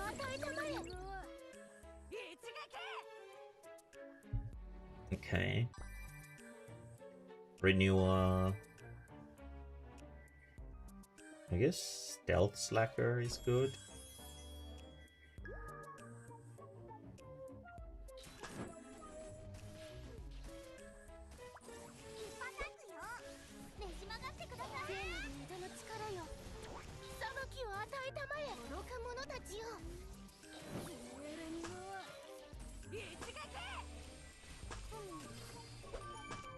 Okay, good. Renua, yes please. Alice's fake magic is also good. Yeah, sure. Give it to her. Okay. Now the situation is a lot safer because we got Renua's thing up. Yeah. Just activating it once blasts through a lot of enemies, which is very convenient. Very good. Okay. Who goes grade 1? Okay, that's actually not an issue at all. 0! Okay.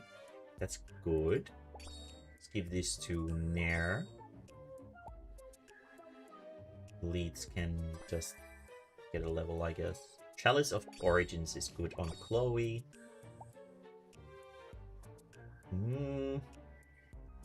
I guess it might increase her healing. Mad, yes please. Leads, I guess. Renewal doesn't need more levels. I guess this one. I've been kind of getting shit luck with the cards.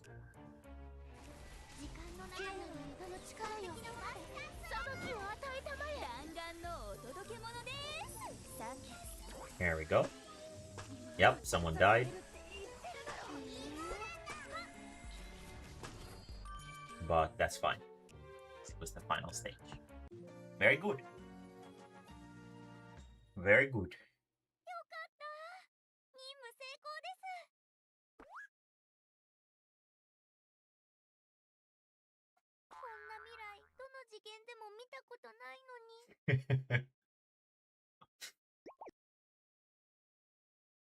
Very tragic.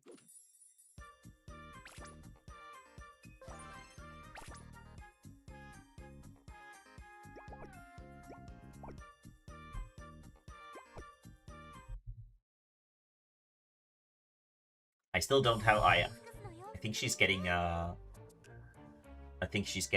event soon. I'm hoping they'll give her out for free because I don't want to roll for her. Renua! Healer. Assist. I'm not gonna get baited by that. These are kind of bad, to be honest. I guess we'll... Yeah, no, that was a bad choice. Renua. Nair, Cyst, start.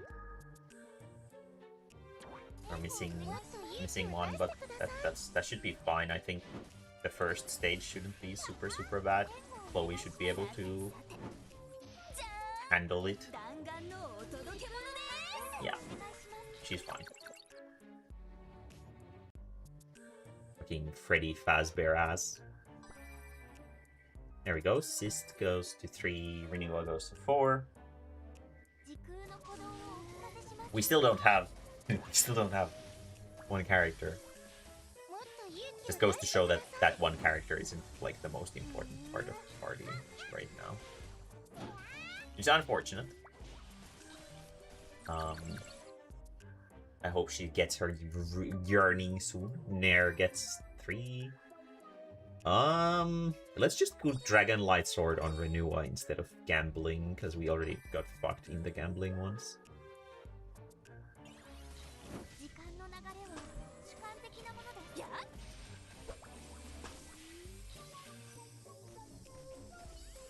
Yep. Very good. There we go. Cyst goes to 4. Yeah. Leads can be summoned for the first time. Chloe I could give a life gem to because she's starting to struggle a little bit by solo tanking this shit. That was too early. I shouldn't have pressed that yet. Yeah, there we go. Nair has sucked some shit. But Chloe's still alive, so I think we're fine for this. There we go. Nice. Okay. Something deals damage every turn. I guess Chloe needs more defense. Give her this as well. Yeah, Chloe goes to 4. Nair is not at 4. I guess we'll have to... Yeah, nice. Very good. And give this. And I guess Diana can get the last one. Very good. Okay. I think we should be fine. Nair goes first. This goes next. This goes then. Boom. Invulnerability, please. Boom. Kill someone. Very good. There we go. Okay. Very good. What is this? Oh, I'm playing my stupid cheat game. I'm gonna go back to work in like a little bit. But it's a game where you can pull the character's cheeks like that. That's basically it's a Korean gacha game that I got into when I was in Japan, when I started seeing very fucking weird ads for it. It's just, I've been playing it for a while now. And today was just a yapping stream. And I was just playing this while I was talking about random stuff today. Mostly.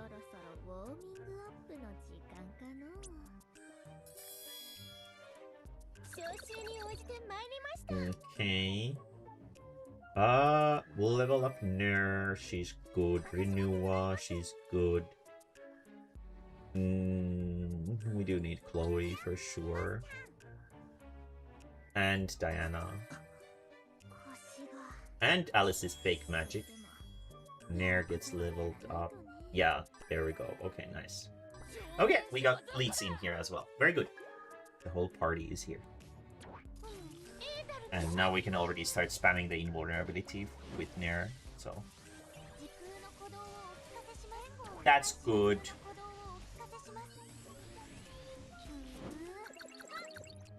Very cool. Renua needs levels as well. Leeds doesn't, though. Do this. See if there's anything better there. No, not really. Okay. Chloe can get one too.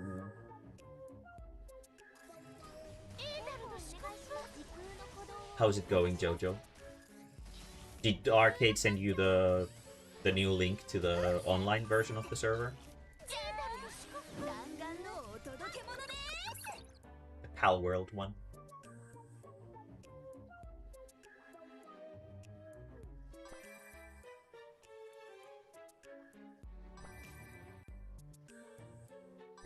I guess we can get Chloe up to 4 as well. He did, very good. Looking at mods. Yeah, I haven't really seen like any that were like super interesting looking for 1.0. The modding scene is not nearly as big as Terraria's. But again, the game is like way younger than Terraria, so it makes a lot of sense. Makes a lot of sense. And also it's way harder to mod to begin with. From like an indie standpoint, it's a lot harder to make it's a lot harder to make sprite artwork than it is to make 3D models. Sprite artwork is kind of like intuitive as it is. It's like flipbook artwork and stuff like that. They don't need to be super good. 3D models, they need to be rigged and all that shit. Probably a lot more work to do. From what I was seeing when I was looking at oh, there's a shiny pals mod. Is it like when you find a lucky pal, it has a shiny color scheme? It's actually pretty funny. Not a terrible idea either. Now that we have Sistit at 4 stars, we definitely will give her the sword. This goes through, and this goes boom.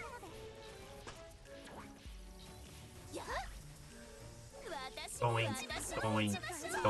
Okay, very good.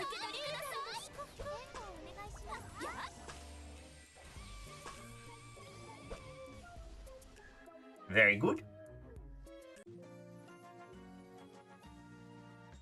Terraria looks must. Yeah. That's what I was kind of saying, is that if you're an indie modder, like not super professional, like comparing, like obviously stuff like, what is it called? Calamity. Calamity has always had a pretty high like art side to it, for sure. It's always been like a pretty high-end project. No matter how you look at it. But like Fargo's, for example, is everything but. The sprites look like ass. They're kind of shit, to be completely honest. The balancing is all over the fucking place.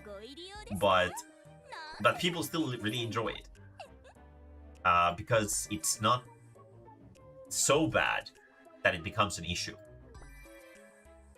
It's just like not insanely professional at a glance, but with 3D models, the issue is that if you don't work around a lot of complicated systems, most likely they won't work. Like they'll glitch out and they won't animate properly and all that shit. You need to understand a lot more aspects of stuff that you probably won't sort of intuitively learn to be able to mod that stuff in. With Terraria, it's like a really it's a sandcastle game or sandbox game. It's a really sort of it's almost like screams, please mod me. Not to say that Pal World doesn't. It definitely seems fun. I'm honestly surprised that no one has modded like a bunch of new guys in the game, like some self-made pals that they made themselves. There was like one, but it was basically just a rip of some other, I think Aegidron or something.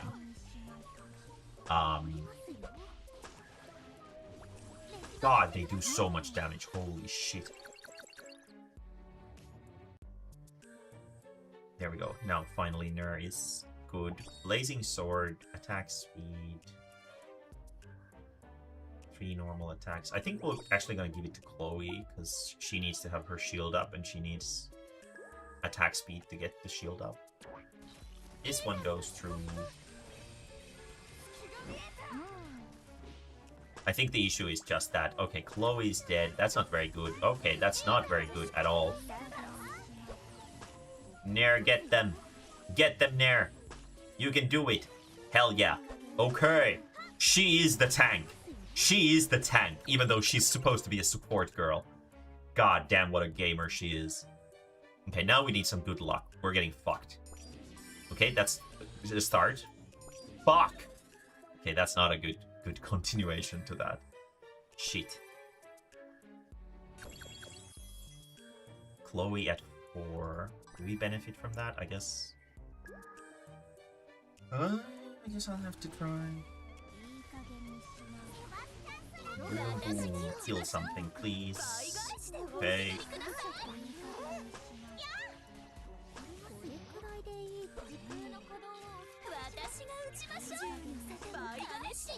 Okay.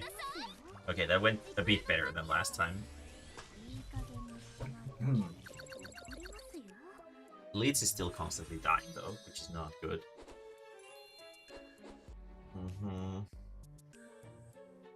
I think Sugarcane is actually probably better here. We want to give it to Chloe so that she can survive a bit more. We don't need Sis to be up. We don't need Leeds to be up either, so that's not good. Get her is good though. Come on, just give me Renew.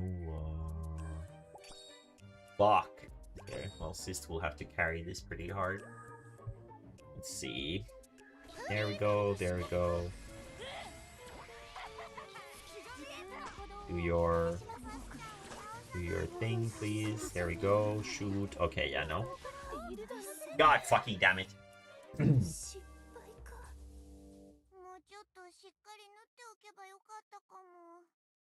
Yeah, I had a feeling that that wouldn't go well because we didn't get renewal maxed out. And on the final fucking thing too. Yeah, a few OC pals, but they're usually just like mostly just palette swaps of the existing ones with like some parts slightly altered. Well, I don't mean like that. Being difficult doesn't make a mod good or bad. The thing I'm referring to is that just that the quality of artwork in Calamity is incomparable to Fargo's. Fargo's is like a wet fart in comparison with Calamity. There's like not even a competition. We don't have a healer. This is not very good. We do have invulnerability though.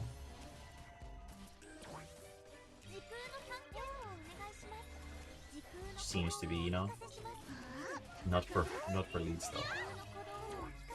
Like fucking Calamity has like really well made custom sprites, whereas Fargo's has just player sprites that are standing still in the air while fucking energy watermelons float around them. It's not comparable.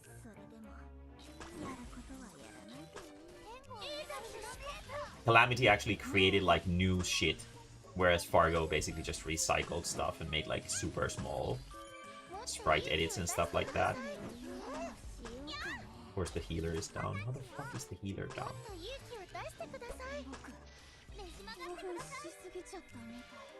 But yeah, Fargo's is not like, if I were to be asked like what is a good Terraria mod, I would absolutely not point at Fargo's. Everyone would point at Calamity. There's like not even a competition. That is the mod for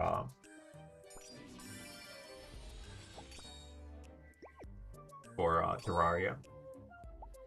The sprites are actually animated. They're really intense, super nice looking, like professional grade, super good looking professional sprites, and the music is custom too, which is awesome.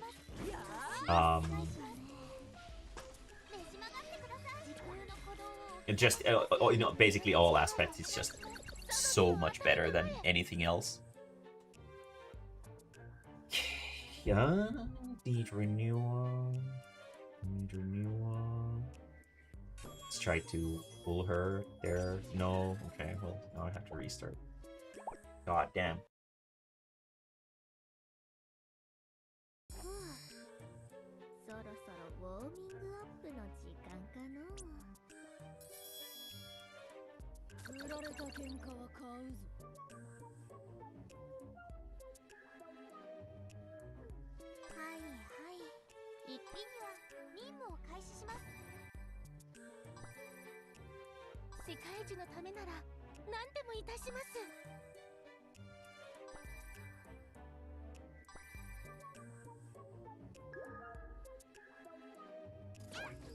But yeah, I think it's probably gonna be a few years until there is anything even close to an overhaul mod to Palworld. If there ever even will be. It's all a part of how sort of strong the community remains for it. People have seemed to be enjoying it a lot. But, I don't know. It is very similar to... It is very, very similar to Terraria in many ways. Where it's like a sandbox that doesn't really have an ultimate goal to it. And it's more about just making your own game around it, which is definitely its own appeal. Why are they targeting my fucking healer? Yeah, this is not very good. I need renewal to be doing better. God damn, even... There we go. Okay, let's see. Is there any hope here? I don't need you to be max level. I need renewal to be max level. Don't need any of these. This I need. This I need. Those are the things that I truly need. There we go.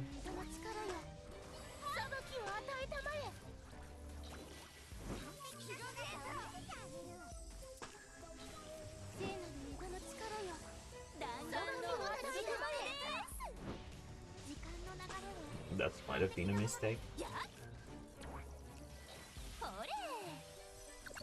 Or maybe it's okay. We'll see. Sugarcane on Renua. Chloe up. Sugarcane on Chloe. Cyst to 3. Very good. Oh yeah, no, that's rough. Might be too late. No, come on. There we go. Okay, we're fine. Okay. Nice. We're gonna keep spamming you, but the other one we won't. Yeah, they hit like half of a health bar with their... Monster's difficulty level increased. As if we needed that. I guess Lucid Dream would be good. Since we are lacking in... Cyst at 4 is very good. Diana at 4 we don't really need, but it's the best out of them right now. These ups. Okay, cool. Should be okay, I think. You go first, you go then, you go then.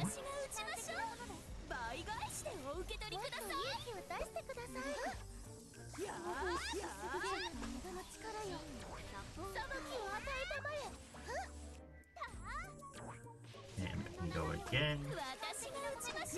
There we go. Pop them all to oblivion. Nice. Okay. Temtem is making a pal. Nobody fucking gives a shit about Temtem. It wasn't a good game when it released. It's not gonna be a good game when they make a Pal World like either.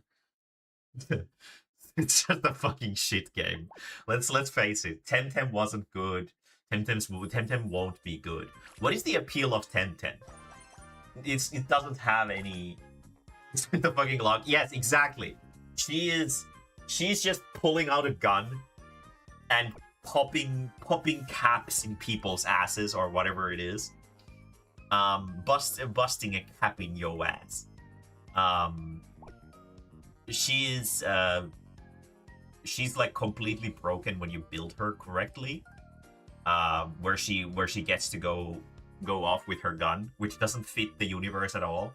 She's the only character who can just pull out a gun. And it is about as effective as you would expect out of a gun. It is very, very effective. But yeah, she has it in her potato chip bag. She carries a bag of potato chips, and she just pulls a fucking gun out of it, which is fucking amazing. But yeah, no, there's absolutely no way anyone's gonna give a shit about Temtem. I don't understand what the fuck is the appeal of Temtem to begin with. It was made with the premise that because Pokemon is shit, we're gonna make a good Pokemon game. And then it wasn't good. It was just a shit game. It was just a pretty average at best game. We need a tank. Renewer, yes please. I guess, yeah, sure. We do need these two.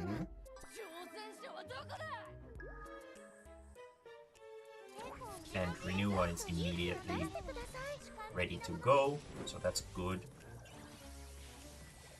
But yeah, like, Palworld didn't really make a Pokemon game. It made an open world sandbox game that has creature capturing mechanics to it, which is, it's nothing like a Pokemon game. The combat is completely different from Pokemon.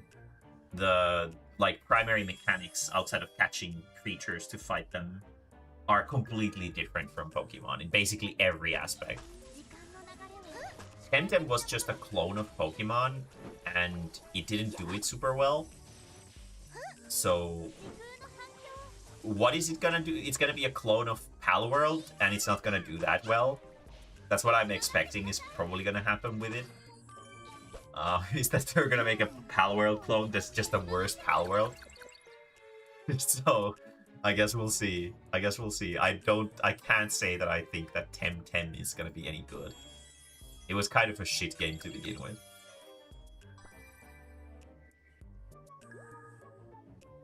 Oh, he's still, yeah, it's fucking Freddy Fazbear as thing.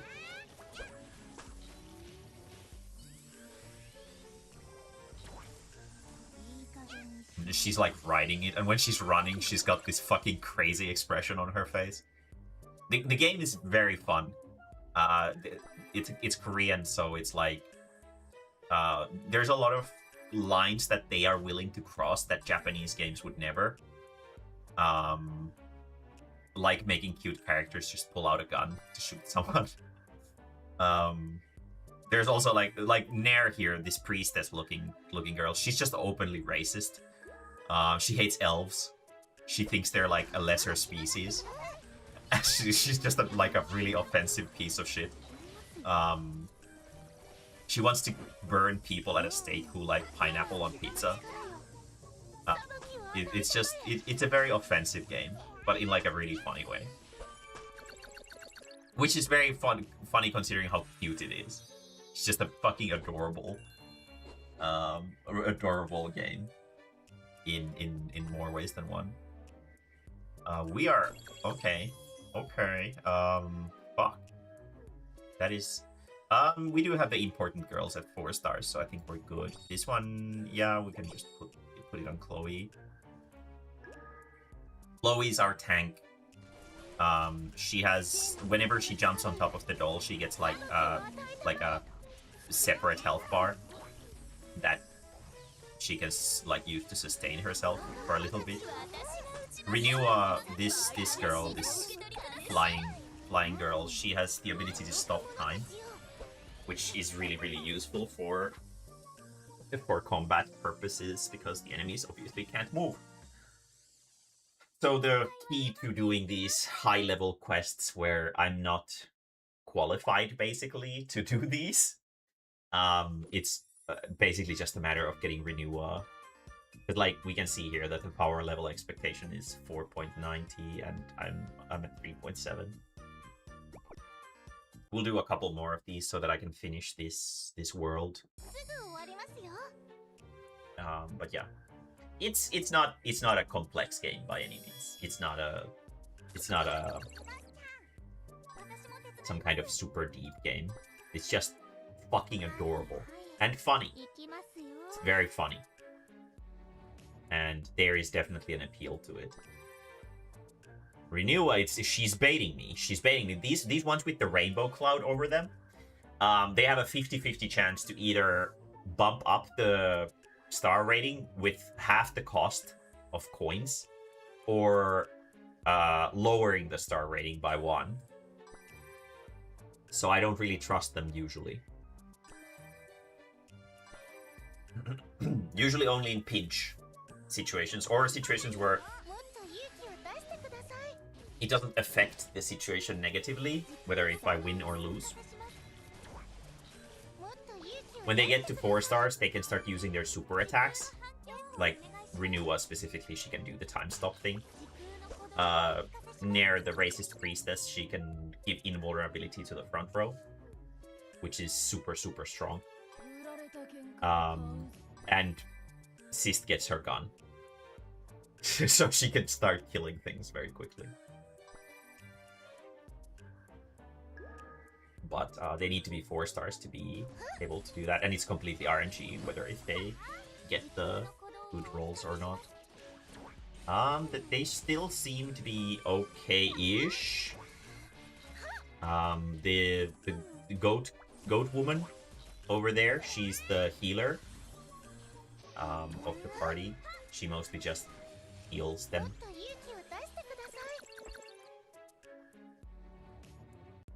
Okay, Renewal is 20, so that's good. Nair, she's baiting me. Let's do Crown of Thorns instead. On her. Scout Knife found. Yeah, exactly. The story is that the player character got isekai'd into the world, and with the player character, a gun fell in there as well, and I guess Sist just is the owner of it now. So she found it somewhere and she hoards it. She's a dragon, so she hoards treasure.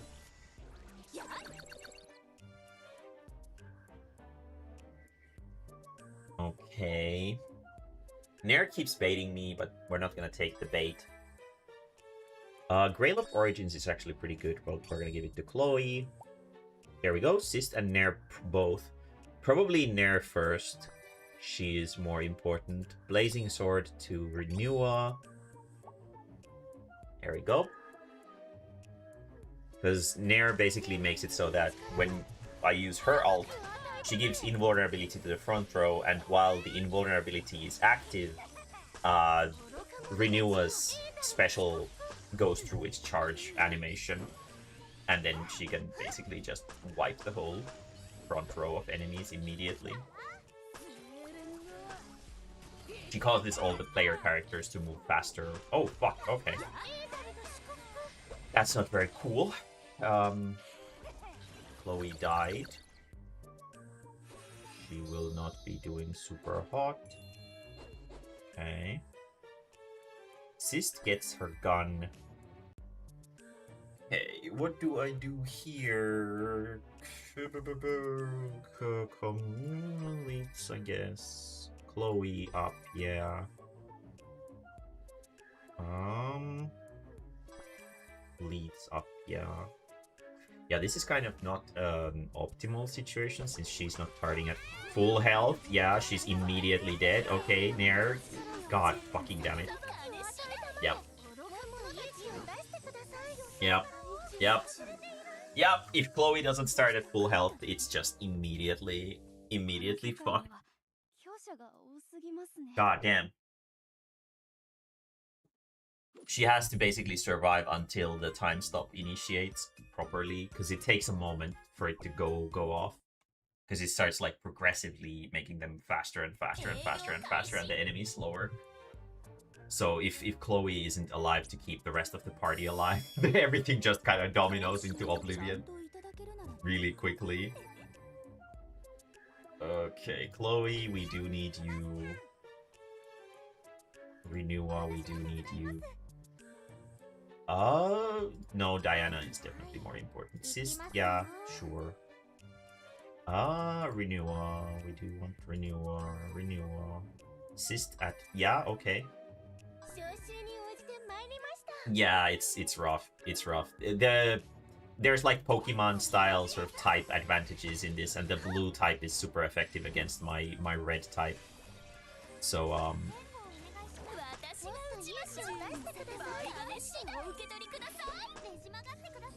that's why I'm manually controlling them. You can auto battle in this game as well, but manually controlling them makes it so that you can do these ones where you're in a big disadvantage. But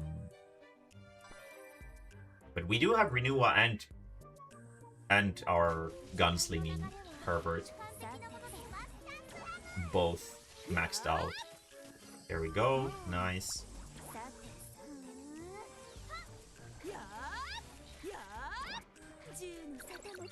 She gets to shoot again every time she kills someone with the gun.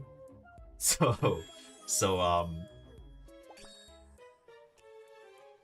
it is important that she gets to target someone who has low health. Yeah, can you imagine? There we go. Kill them, kill them. There we go. Okay. Nice. Nair, we need her. Random coin. Chloe, I guess. Leeds, I guess. Diana is, yeah, she's the healer. Vanguard. What was it is again? Okay, that's actually pretty good. Definitely useful for Chloe. She's gonna get drilled.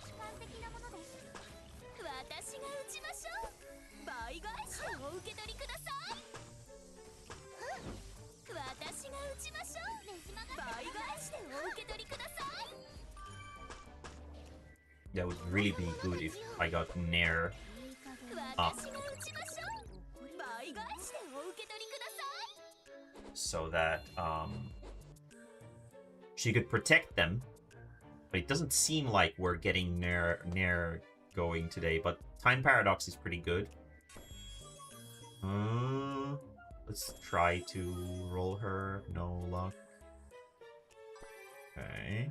Nair. Oh, nice. Okay. This might actually be still safe. Let's see. Okay, Nair, protect them. You do your thing. You get hyped over your own shit. There we go. Kill them. Kill them now. There you go. Again. Kill them. There you go. Nice. Much better. Very good. And in the auto battle version, they just pick randomly. They pick the item cards and skill cards and stuff like that randomly, so makes it pretty inconsistent. It's really good when you've leveled up your characters a lot and then you want to just catch up, and then you have to start doing it manually. Oh, that was actually pretty good. Have an extra chunk of coins. Renua. Nair. Renua. Diana. Chloe. Nair. Sist. Chloe. Rail to Chloe. Nair. Time Paradox, maybe not just yet. Diana. Chloe. No, maybe Vanguard, actually. Renua, do we gamble? Gamble? Gamble? Oh, yeah, we gamble. We gamble. Very good. Okay, that should ease up this shit considerably. Chloe is also much bulkier now than normal. She goes so crazy when the speed up happens. Fucking blender. With her pretty fast bear. Okay, now Nair is at 4, so we are actually pretty set. Now we just need Sist to get going, and we're pretty set. There we go. Protect the tanks. There we go. Nice. I think the one thing won't probably kill anyone. Yeah, nice. Chalice of Origins we're actually gonna give to Chloe. Sist, please. In this situation, I think we're actually gonna go for Fake Magic here, because Fake Magic is really, really good.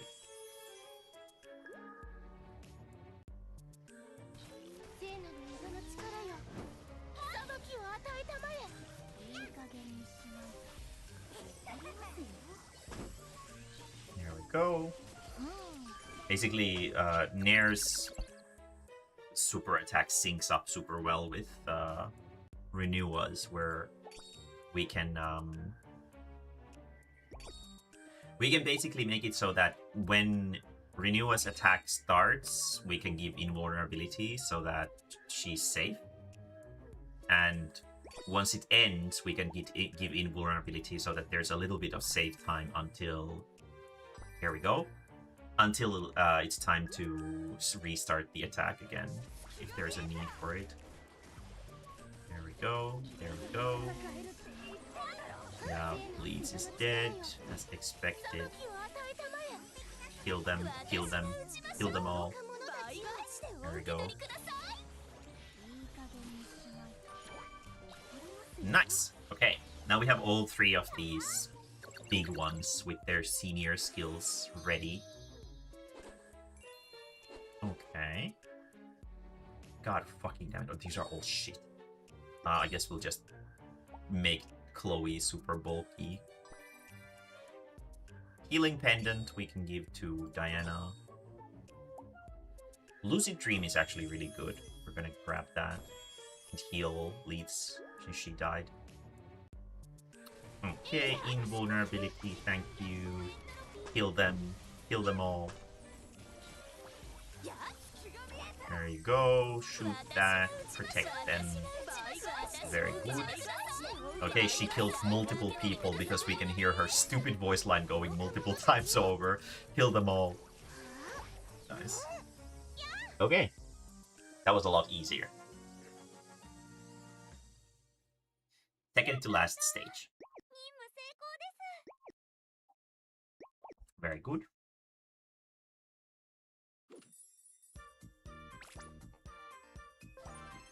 Oh, 200,000. Holy shit. Yes, please. I'm so poor. I need money. Very good.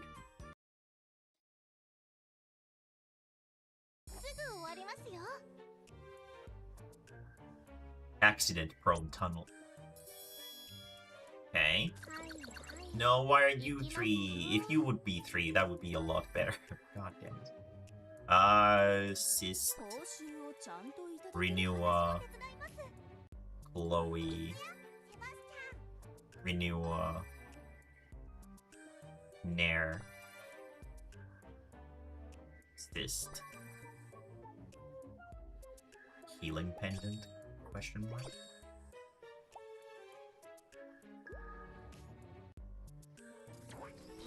I think we got Nair to 3 at least.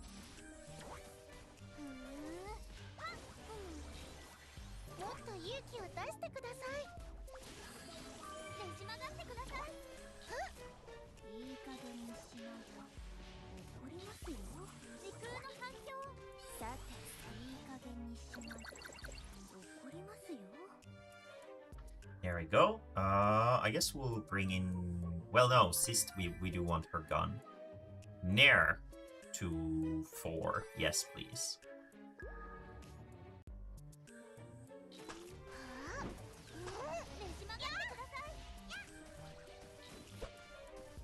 Oh, God. Okay.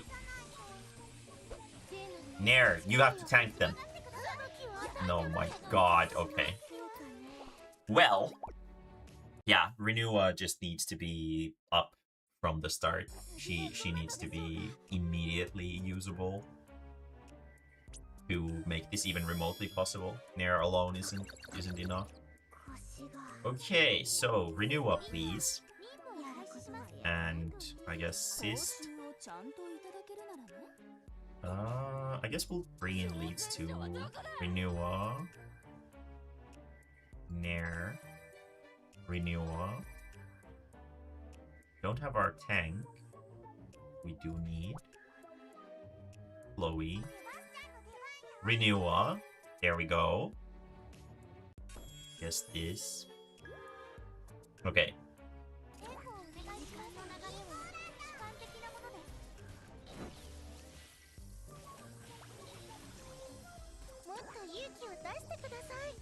Ironically, even though the enemy level increases after these next couple stages, the quests will become considerably easier because they're no longer super effective against my characters. Chloe, you can actually take this. And healing pendant we will throw on Diana. Chloe, because she climbs on top of Freddy the Fazbear,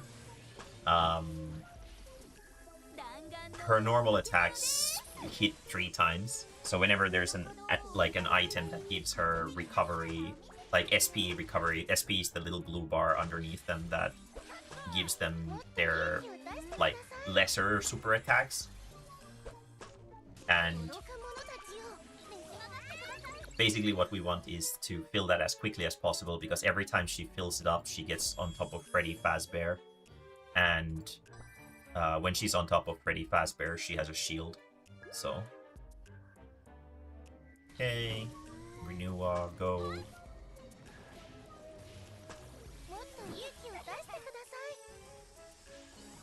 They do a shitload of damage. Holy crap, yeah. That's rough. At this point, we kind of need Nair to be 4 at well. Protect Chloe. And there she is! Fantastic. Chloe. Fake magic, yes. Safety harness. Yes. Okay. Now, we have a much better setup here. There we go. Protect them again. There we go. Okay. Now that those two are set up, they should be a lot better.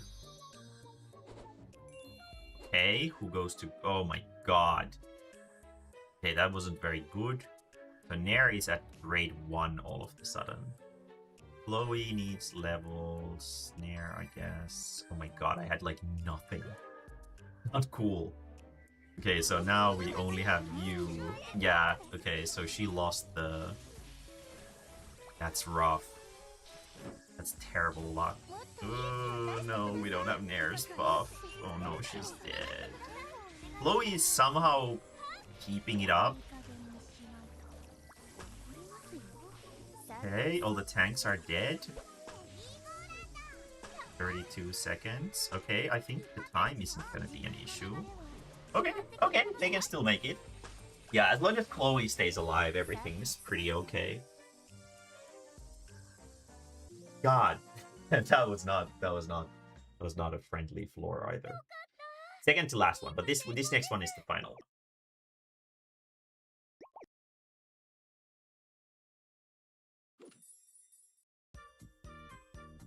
Okay, this should still be doable, I think. Pretty comfortably.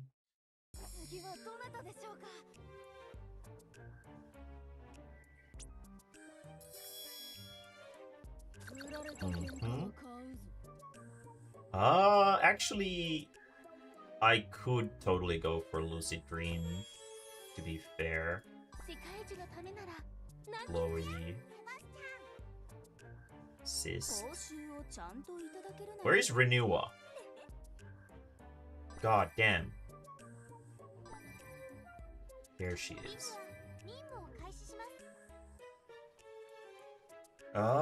Sis, I guess. Sis is the highest DPS in the party, but the issue is that if the party dies before she gets to shoot her boom, doesn't really make a difference.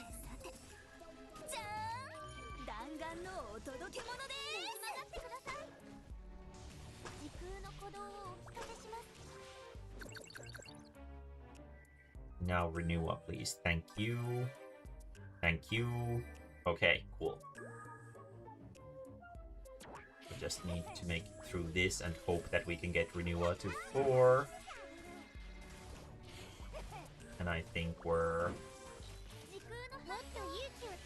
okay. Come on, Chloe, jump on top of Freddy Fazbear. There you go. Kill them all.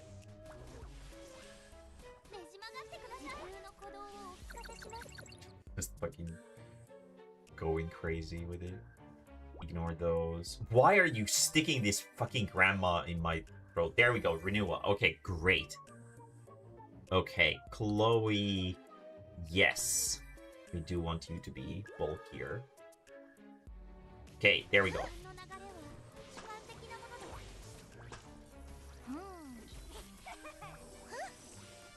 There we go, nice. These guys still have like a good chunk of health. I think Chloe and Fazbear will kill them though, yeah. There we go, nice. Okay. Another Lucid Dream. I think we're fine. We already have one. Nair. I guess. Assist? Yes, please. I don't think so. I think we're okay. It's not risky. And shoot.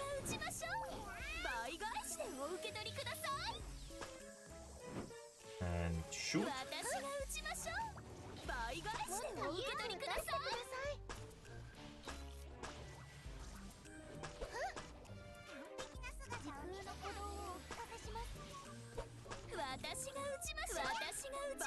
There we go.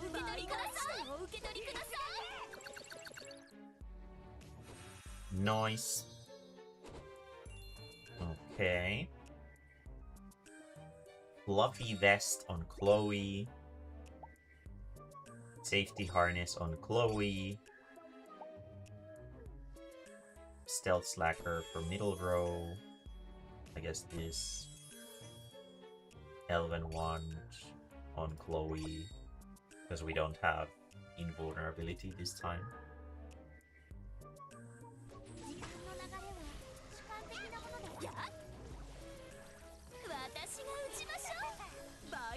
God, the drill is huge. Come on, Chloe, hang in there. God fucking damn it, she's dead. Okay, Nair, you're our final frontier. Okay. Kill.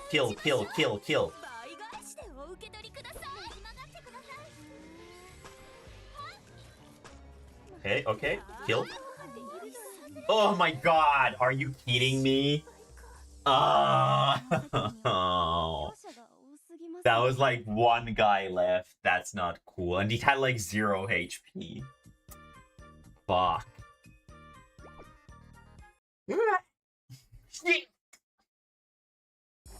If only I had Nair. That was the issue. I do need her. She's so consistent when she can get her invulnerability thing running constantly. Chloe, Renua, Fake Magic, Diana, Renua, this.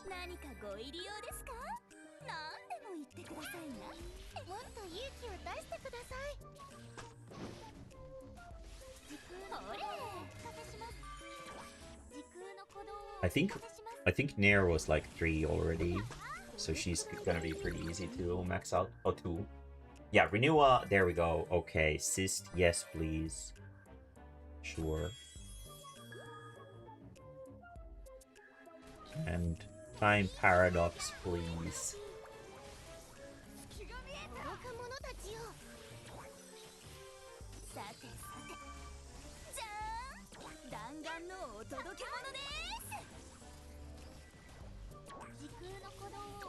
Okay. I guess Leeds is fine. Chloe, please. Nair. Don't need that. Just need to get Nair up to par. She's at 3 now. And should be fine.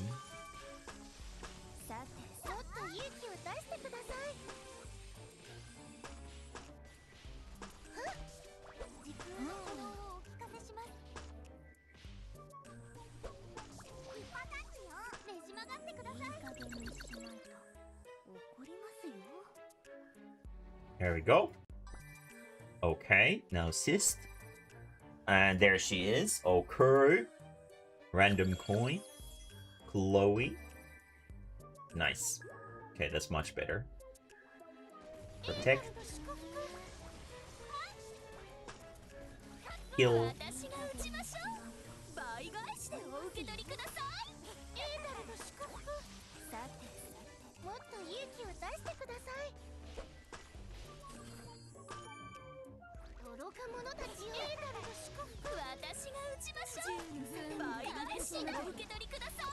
Nice. Okay.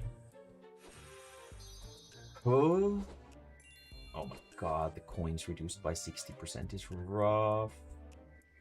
Sugarcane on Chloe.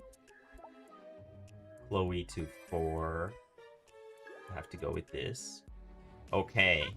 Let's... Okay! Never mind! That did not go super well. God fucking damn it. I couldn't immediately activate fucking Nair's thing, and yeah, it was like 5 seconds on cooldown, and everyone just died in that second. That's rough. This is I'm not supposed to be messing with this yet, but yeah, we're gonna mess with it anyway. I'm pretty confident I can definitely kill this stage. Okay, we just need a shitload of defense on Chloe.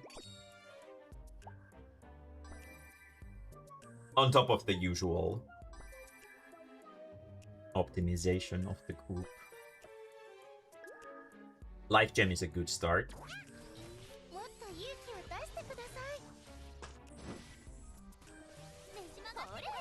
Gives her 20% more health and heals her whenever she goes to low health every wave.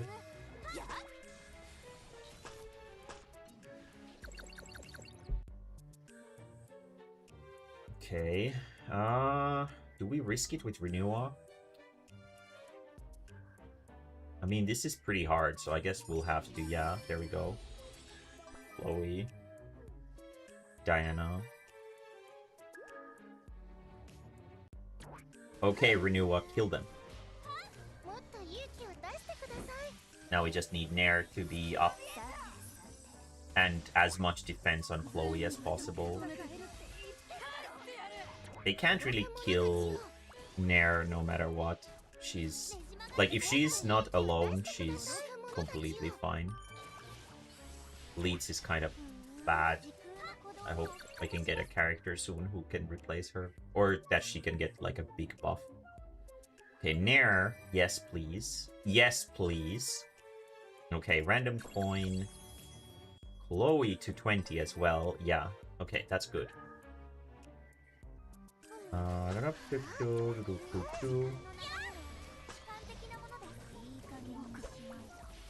Yeah, Leeds dies just immediately as soon as they have the freedom to kill her. She's just completely gone.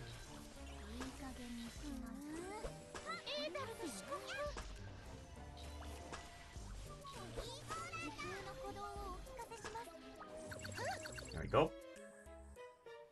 Okay, we need health on Chloe. I guess damage on Renua is good too. Cyst doesn't seem to be...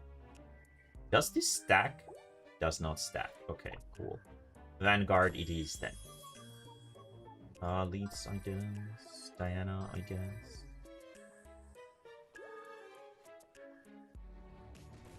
Okay. There we go. The little squealing creatures are Chloe's super. She doesn't have an animation when she does it, so it's just 3 DPS basically on top of everything else, so it's pretty good. And they do a lot of damage as well. It's just, it has a really long cooldown, so it takes a while for it to be usable. What is the poop? Healing is reduced by 70%, that's not very good. Okay, sugarcane on Chloe. Safety harness is a barrier. We'll put that on Chloe as well. Sword and staff on Renua. And hope for the best. This time I think we have our favorite racist priestess ready for action. There we go. Okay, come on, come on. The healing is very reduced, I know, but let's go invulnerable for a second. There we go. Okay, the big thing is dead. Time stop. Okay, Chloe is still alive. Get them, Chloe, get them. Nice. Okay. Kill this thing with Chloe's ult. There we go. Okay. Nice. Very good. Nice.